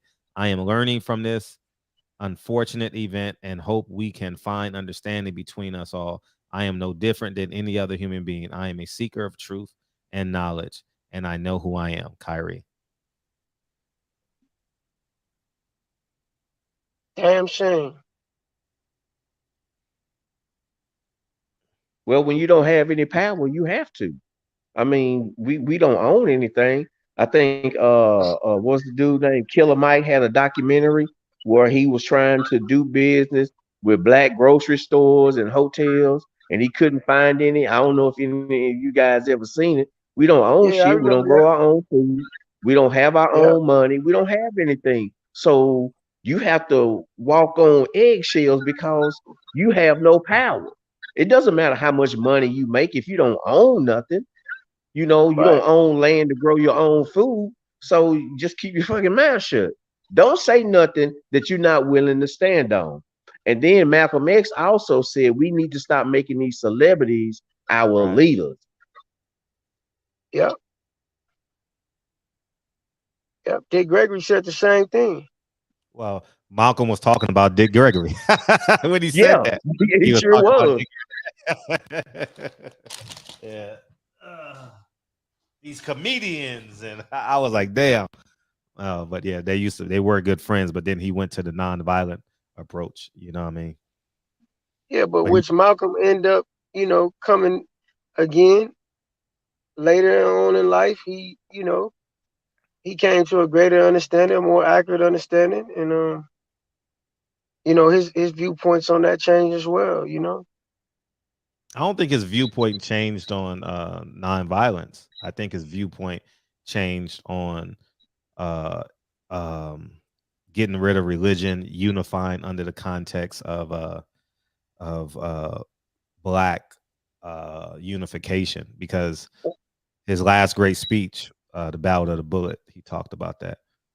Well, he also grew an understanding of what true brotherhood meant and what unity amongst all those who share the same faith and have a love amongst one another, Yeah, despite differences of skin color and races and whatnot. So right. that's why I said he grew an understanding on that behalf, which changed his perspective all across the board. Yes. It I stand for you know truth no matter who tells it, basically, is what you're saying. Yeah. right, right, Yeah. and Uh-huh. but uh yeah, And, that's a damn shame, man. and that's Damn another shame. reason I'll let you go. And that's another reason why we got to allow each other to grow old, because the evolution of men never stops. And to continue though, L. Yeah, it's a damn shame that these grown men, get forced, get punked, uh, get castrated publicly for telling the truth, and then they basically apologize in such a manner to where they basically accuse themselves of wrongdoings they never committed. Like he just basically, I haven't even seen the documentary, but I can probably stand that he told the historical accurate truth. But because there are Jewish people who have power, position, influence in society, didn't like what he was doing, they said, you know what? We about to teach this nigga a lesson, because they've been on him for a minute anyways. But they said, okay, he want to be this bold. We about to totally, how you hear that term, what is it? They call it PDA, public, what is that? Display of affection. Public displays of affection. I call it PDE. They do niggas like this, public displays of embarrassment. Emancipation. They embarrass niggas, Emasculation.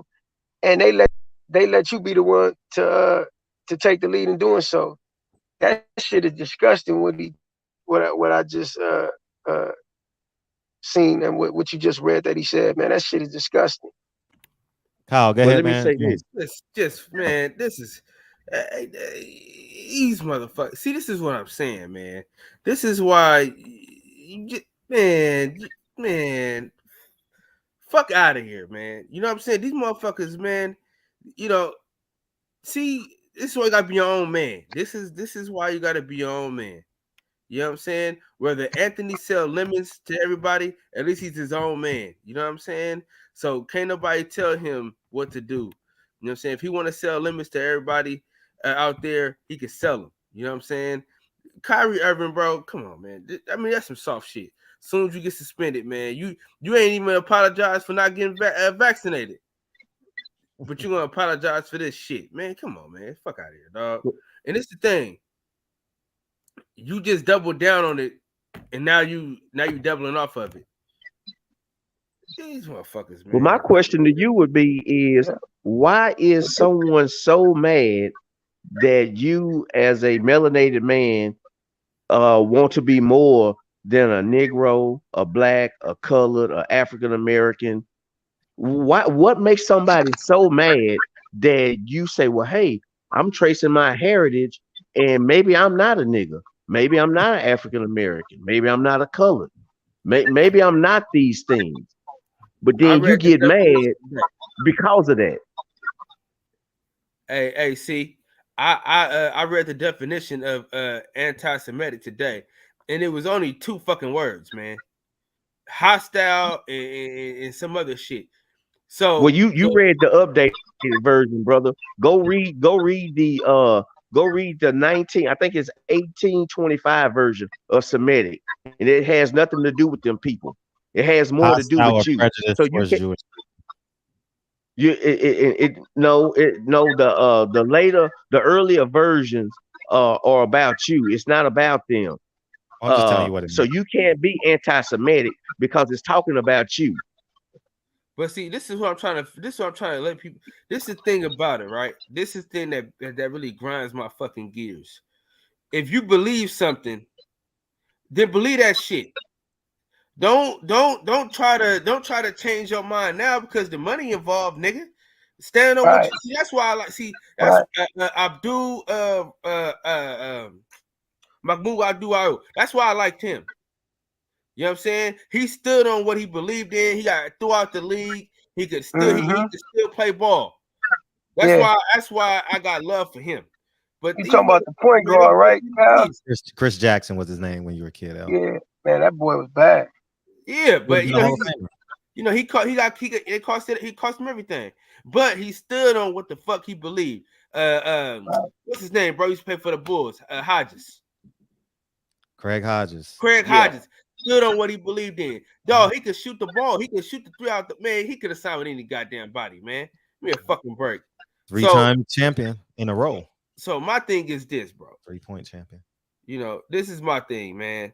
If you're gonna stand on some shit, whether it hurts somebody's feelings or not, stand on it. I could see if it was some more racist shit. You know what I mean? I don't know. But my thing is, if you gonna post something on your page, you probably should watch the fucking movie first. Well, he watched the movie. He watched the movie. And then he posted it because he liked the movie and he wanted to tell other people, hey man, take a look at this. That was it. He didn't say, hey, I hate the Jews. I hate these people. He didn't say nothing. He just said, hey, watch this movie. That was it. See, so why does something like that make another race so mad? So you got to be hiding something if it makes you that furious for these group of people to find out who they are. And we don't think about that. And then you got to watch how all this stuff played out. They use their media, their propaganda machine. They use Shaq. They use Charles Barkley. They use Shannon Sharp, your own people that look like you, to say, oh, he's stupid. That's just him. He just wants attention. Well, I bet you now one of them men ever went and watched that movie to even figure out, okay, well, I see some stuff in here. It might be right. Yeah, this might be wrong. You see what I'm saying? They always are able to push their narrative on you. You know why? Because you don't have your own and we're all separated. We don't have a community. We just have everybody trying to get their own and damn the rest. So that brother's left out there on the island. Just what happened to what was the brother that got in trouble right before him? And now, you know, for years back in the 90s, all Ice Cube talked about was how evil Jerry Heller was, and he was a bad Jew and he stole money. Now all of a sudden Ice Cube say, man, leave my name out of that. Well, what happened to the attitude you had 20 years ago?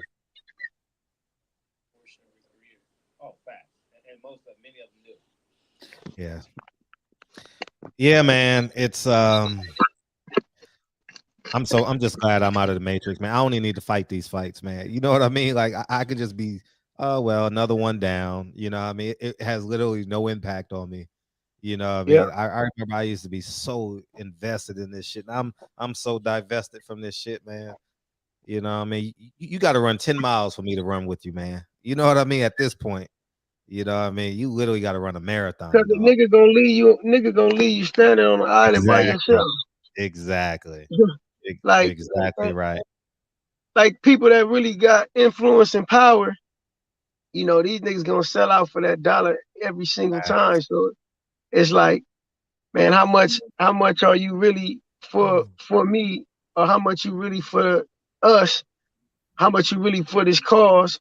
Right. For the betterment of everybody, you know, and the building of you know, of something for us, you know. But again, you know, that's why I stand on the side of righteousness, man, and I'm wise enough to know now, you know, that this is a problem far beyond human intervention, man. This shit is way beyond human intervention, man. I understand it's in need of divine correction, and only the true God can step in and do that, man. All right, let me bring in the cow. God is in you. God ain't outside. God ain't outside in the clouds nowhere. God is inside of you. So if you waiting on somebody to come from outside, from Mars or Venus, you gonna be shit out of luck. That you know. Explain that's that God opinion. inside you. Let me bring in DeCalio real quick because we getting short on time, man. He can go around. Let me get short on time. Let me bring in. Go ahead, man. DeCalio.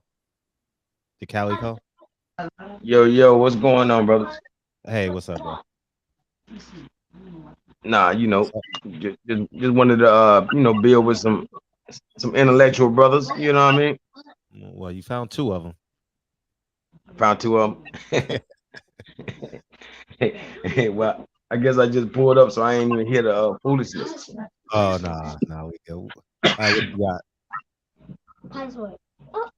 But I'm saying, like, matter of fact, I was looking at your show the other day. How you you know, I think you were the first person that showed that Shakur Stevenson is like, you know, really hanging with the wrong crowd and stuff, man.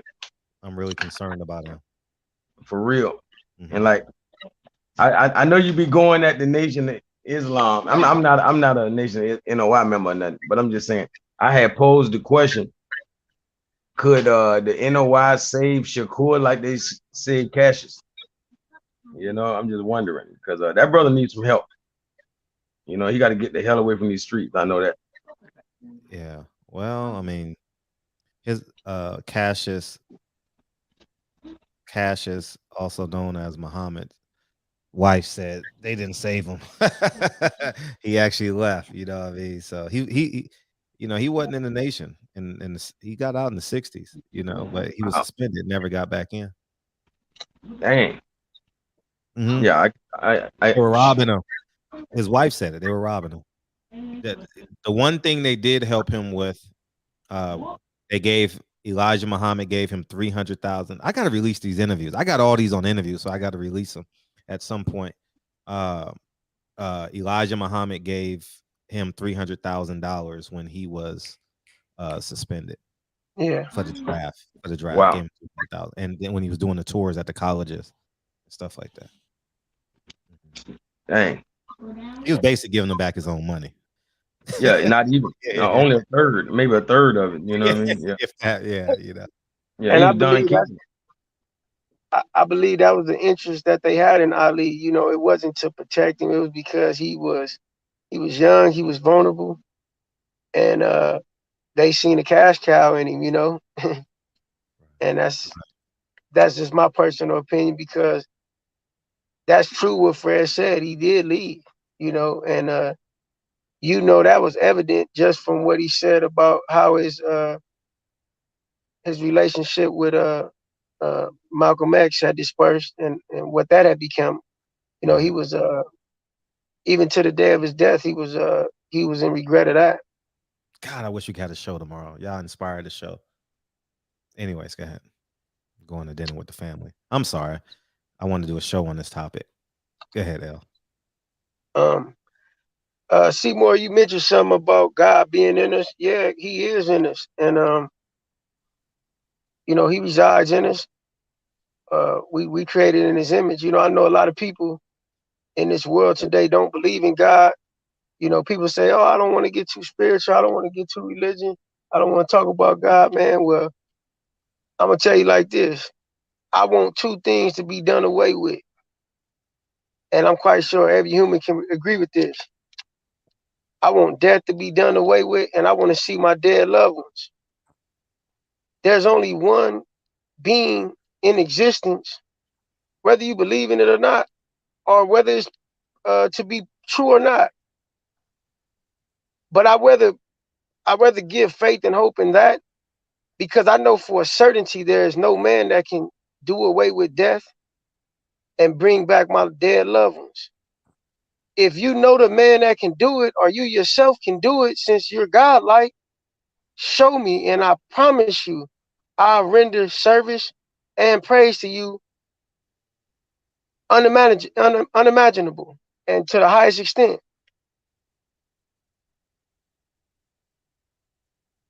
If there is such a man that exists, or if that man is you, that can do away with death and bring my dead loved ones back, hey, I'll serve you.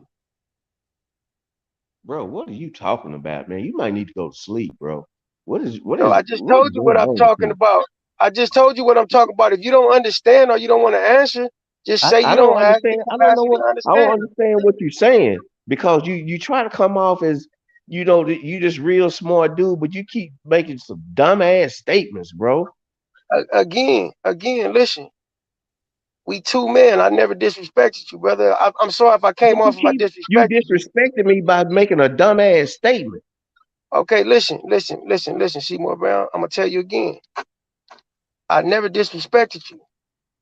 I don't mind having a disagreement with another man, because I'm gonna give you an opportunity for us to come to an agreement as Just same. explain what you're trying to say, brother. Hold Just on. explain what you're trying to say. But listen.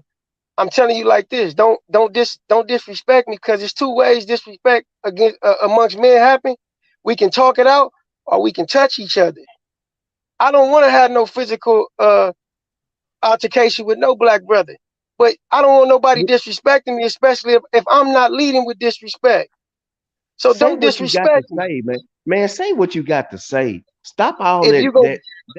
don't Just say what you disrespect got me, to homie. say. Say what you Again, got to say, you may man. okay. Let me walk you through it. Be the bigger guy, Dale, and let it drop it, man. Definitely The black the bigger educator. guy.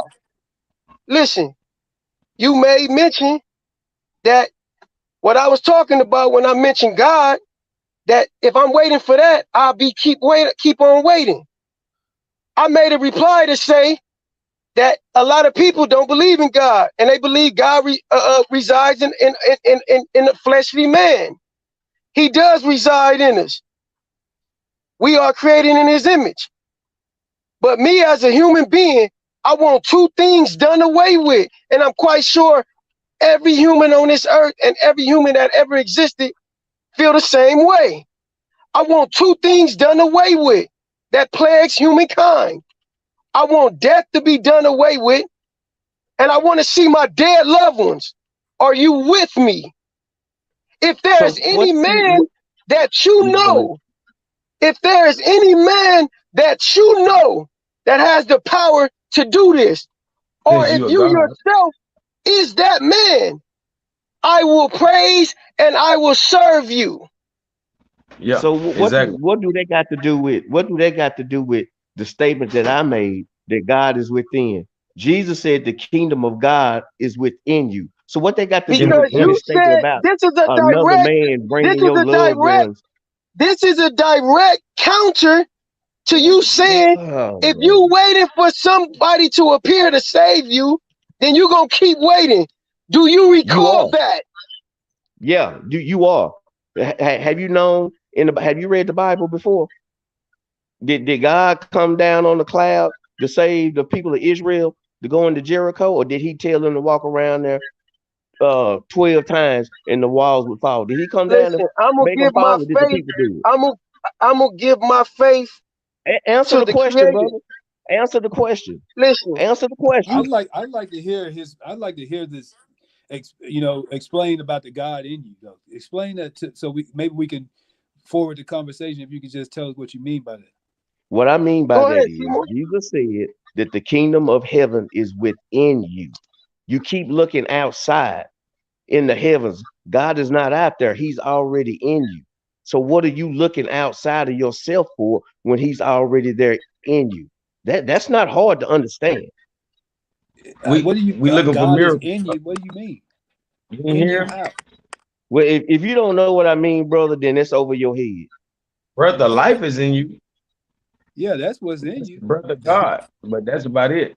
Yeah, I don't understand God in you. I mean, you could have his Well, word. okay. If you say the breath of life is in you, wait, stop. If you said that the breath of life is in you, what was the first thing God did to you? He breathed his life into you, his breath of life into you, right? So God is in you.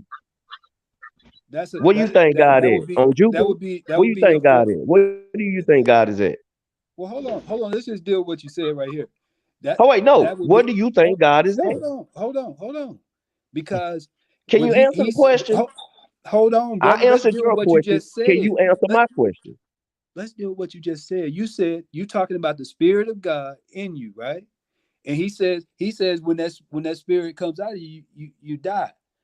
So I don't understand how he describes his breath as a spirit, just like he could describe his holy angels as spirits. So what do you mean God is in you, bro? You can't you saying something, but you can't prove it.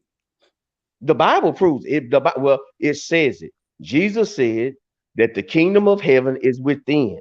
He said, don't look outside, it's within you. So if you have a problem with what I said, don't take it over me. I didn't write the Bible. I didn't write that.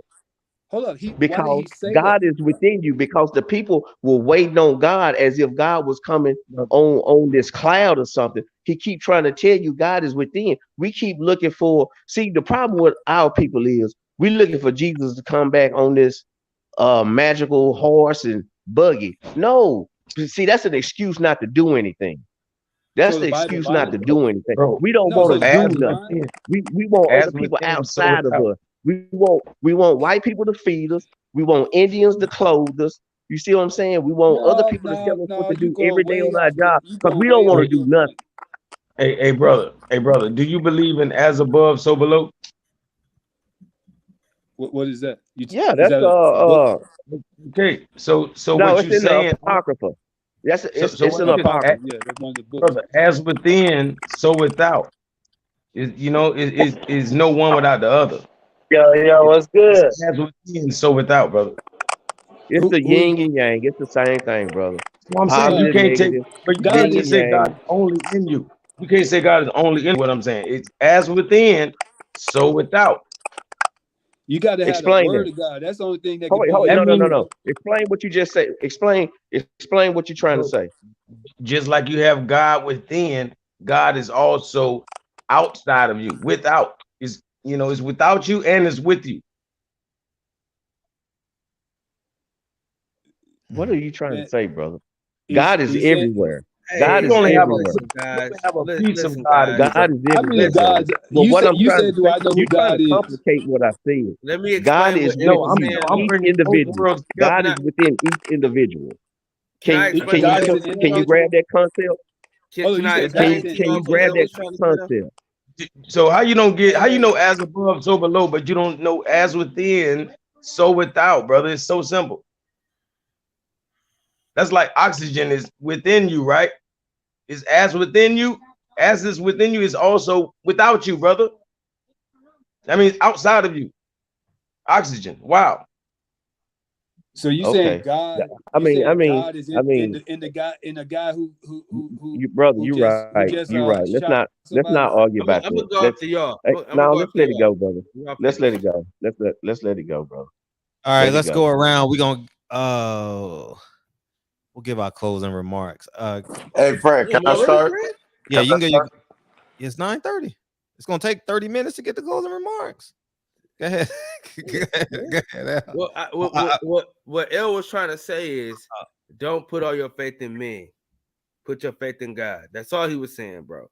Yeah. I mean, he gave you all a nice long soliloquy, but that's the short. Get to the point. Motherfucker be speaking in you know what I'm books and saying? encyclopedias. But see, if you listen, you're wrong, Fred. Man, you know the Bible says. Women, but see, y'all don't be listening. See, the Bible says be quick to listen, slow to speak. See, y'all so quick to speak that y'all don't even hear a goddamn thing. But but let me say this though. We all have to be accountable for what we know. All right. And we all have to be accountable for one another. All right. So we can't be so high and mighty on our own beliefs that we don't hear everybody out.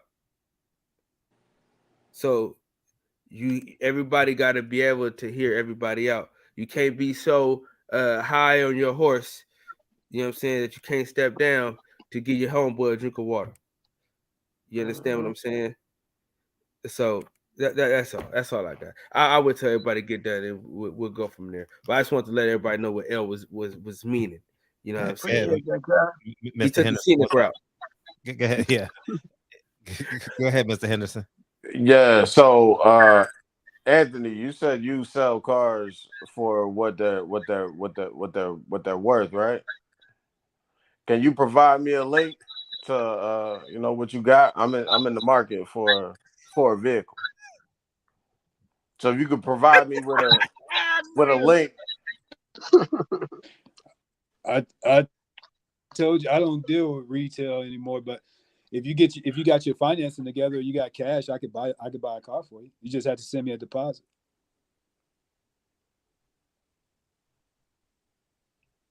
I'm froze over here. I don't hear anything. I guess I'm froze.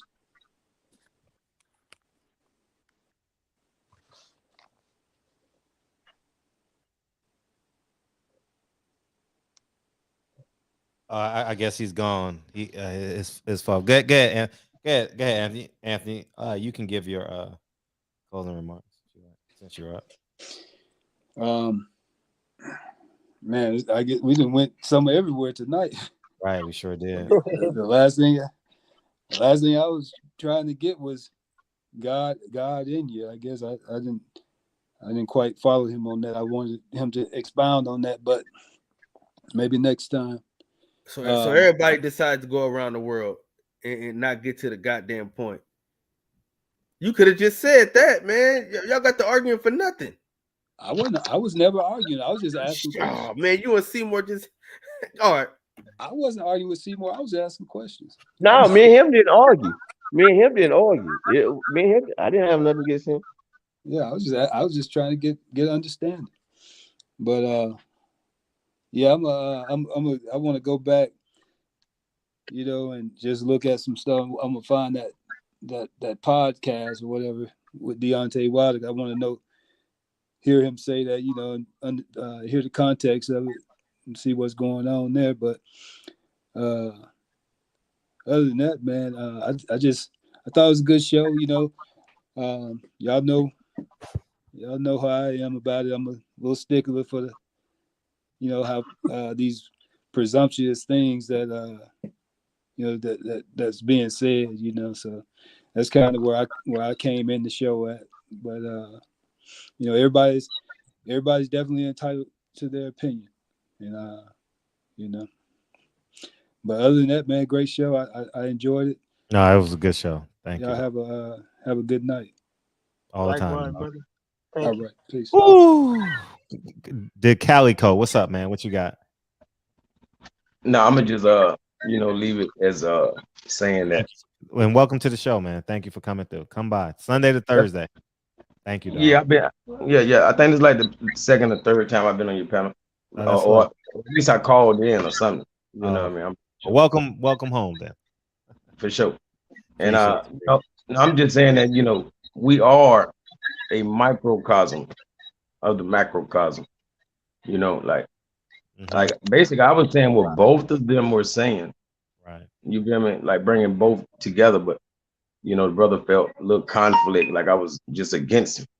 You feel me? But is, that's why they say no such thing as absolutes. So the brother think he's absolutely correct, but that's not the case. You know what I'm saying? But yeah, I definitely catch back up with y'all, good brother. Right on, brother. Appreciate you. Seymour, what you got, man? Man, y'all have a good night, man. I enjoyed the show, brother. Man. Yeah. Likewise, Seymour. All right, man. Hey, brother, let me apologize to you because I didn't mean to offend you or nothing like that. Sometimes we get in a heated battle, so I apologize, man. Don't take it to the heart, brother. Hey, I'm likewise, sorry. likewise, brother, man. I don't even like engaging in anything that is close to that type of energy, man. I don't like that, man. But I appreciate your My bad, apology, brother. brother. I extend My mine bad, as brother. well. So don't hold it against my heart, brother. It wasn't. I'm not, man. Sometimes, we men, we fall short. I'm at the front of that line. I'm right there next to you, brother. So I apologize to you. Be safe out there, brother, and have a good night. Likewise. Thank you, brother. Yes, sir. What's up, KB? Go ahead, L. Appreciate you, KB. You're late, man. You're late. Go ahead. Man,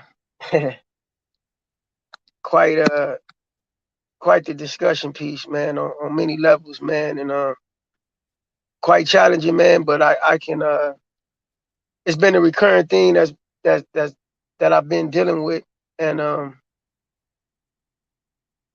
as I mature and I start to understand things, and I give attention to my flaws and my shortcomings, I see that this is a test, man. So I welcome this challenge, man, because it's an opportunity for my flaws to be broadcasted to myself. Like, I see my flaws in these things, man. Like, and I got to do better with some of my personal characteristics that I need to improve. So I extend an apology to everybody that I may have come off aggressive with or whatever, man. Rattled the feathers, man. That's that, man. I come here to seek understanding and to gain some knowledge that I may not have, man. And it's a shame. I look in the comments a lot, man. It's a shame that people, grown men, act like kids, man. We come here every night to touch on subjects and matters that are for a benefit of us, man. As blacks, man. At least I care, and I don't give a fuck what they say about you, Freddie. I personally know you, like I always tell you. I know Freddie. They know barbershop conversations. I know Freddie, and I know you really care because I seen you. I seen your heart on display personally. Live and direct, right in the flesh. So even with your shortcomings, I know you truly care, man.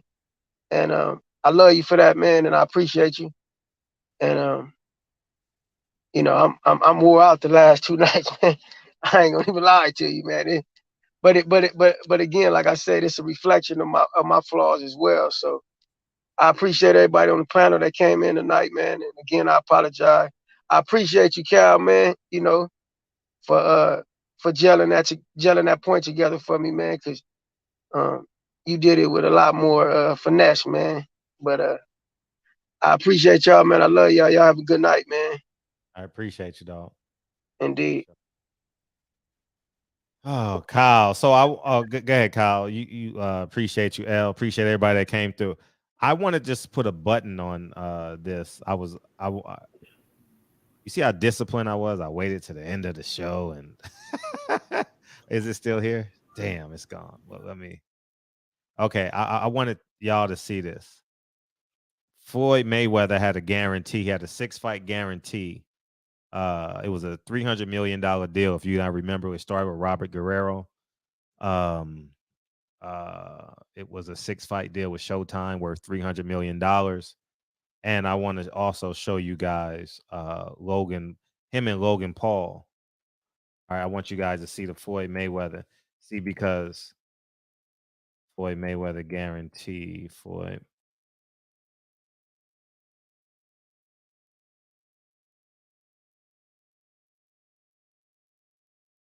Logan Paul guarantee. You know, for me, guaranteed is still one of the hardest words for me to spell. I don't know why. It is. He got a $10 million guarantee to fight Logan Paul, and that was in June, right? Was that this June or last? Oh, that was last June. $10 million guarantee.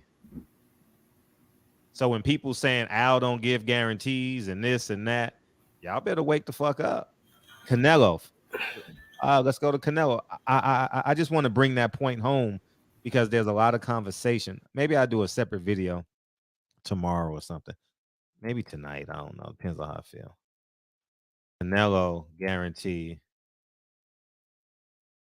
G-U-A-R. How you spell guarantee? G-U-A-R. Guarantee. Pop up anyway. Let's go. Canelo guarantee versus Plant. He was guaranteed $40 million. You guys see that?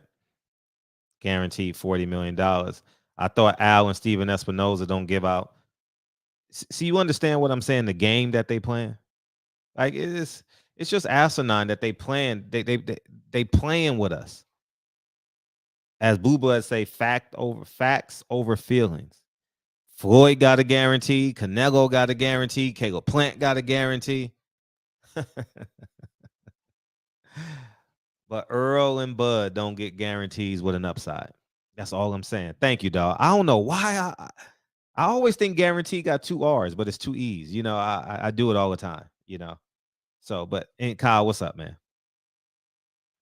I really want to put a button on that from and lastly, when L said, I say he don't believe in God. If you don't believe in growth, you don't believe in God. I said, well, then you don't believe in God. If you don't believe people can evolve, you know what I mean? Because I said Jesus had 12 disciples, you know what I mean? So Peter, Saul became Paul, and et cetera, you know, Job and whatever. That's what I meant by that. Job's not a disciple. No, I know Job was an Old Testament, but I'm just saying how he changed.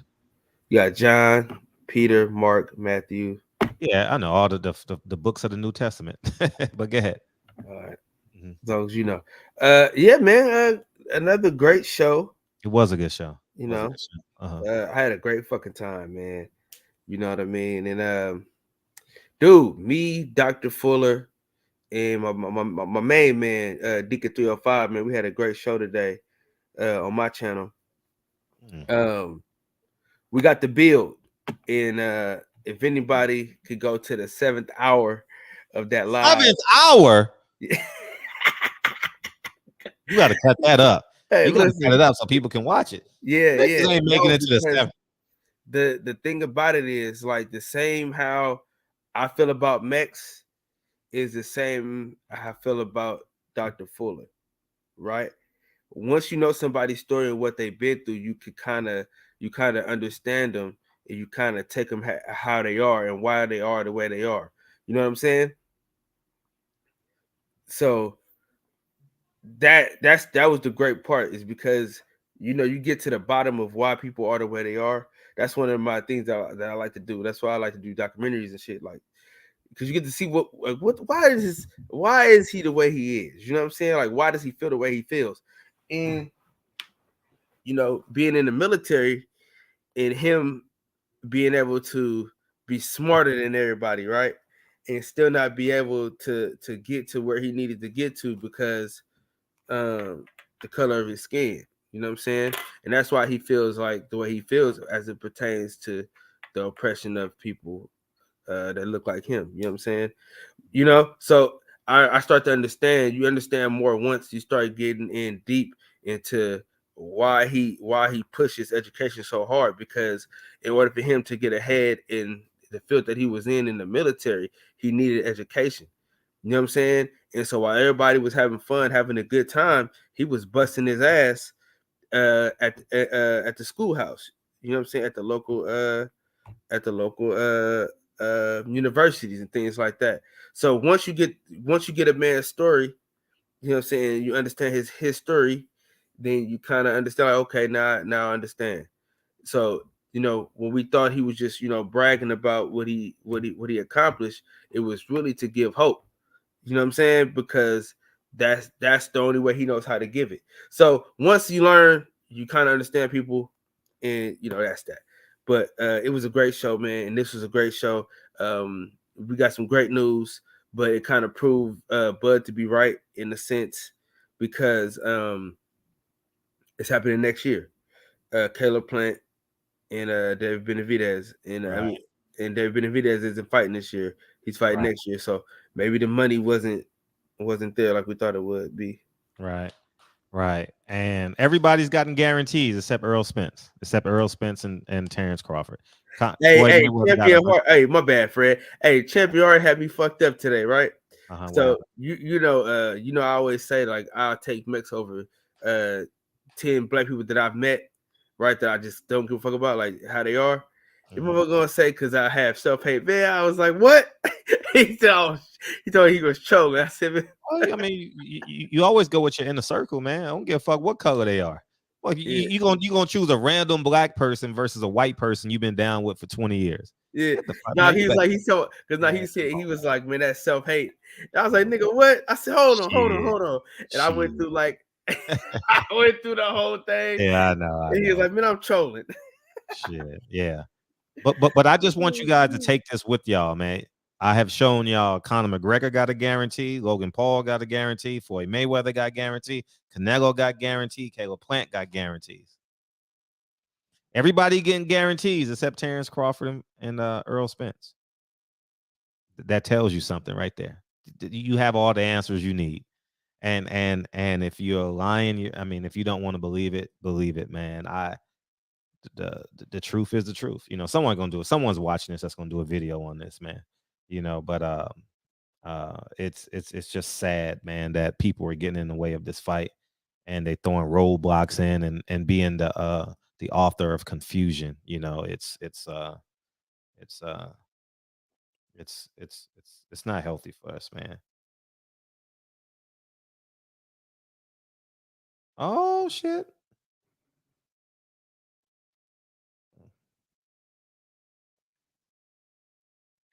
All right. No, Dre told me she bought me a pastry. I appreciate it. She bought me an apple tart, Kyle.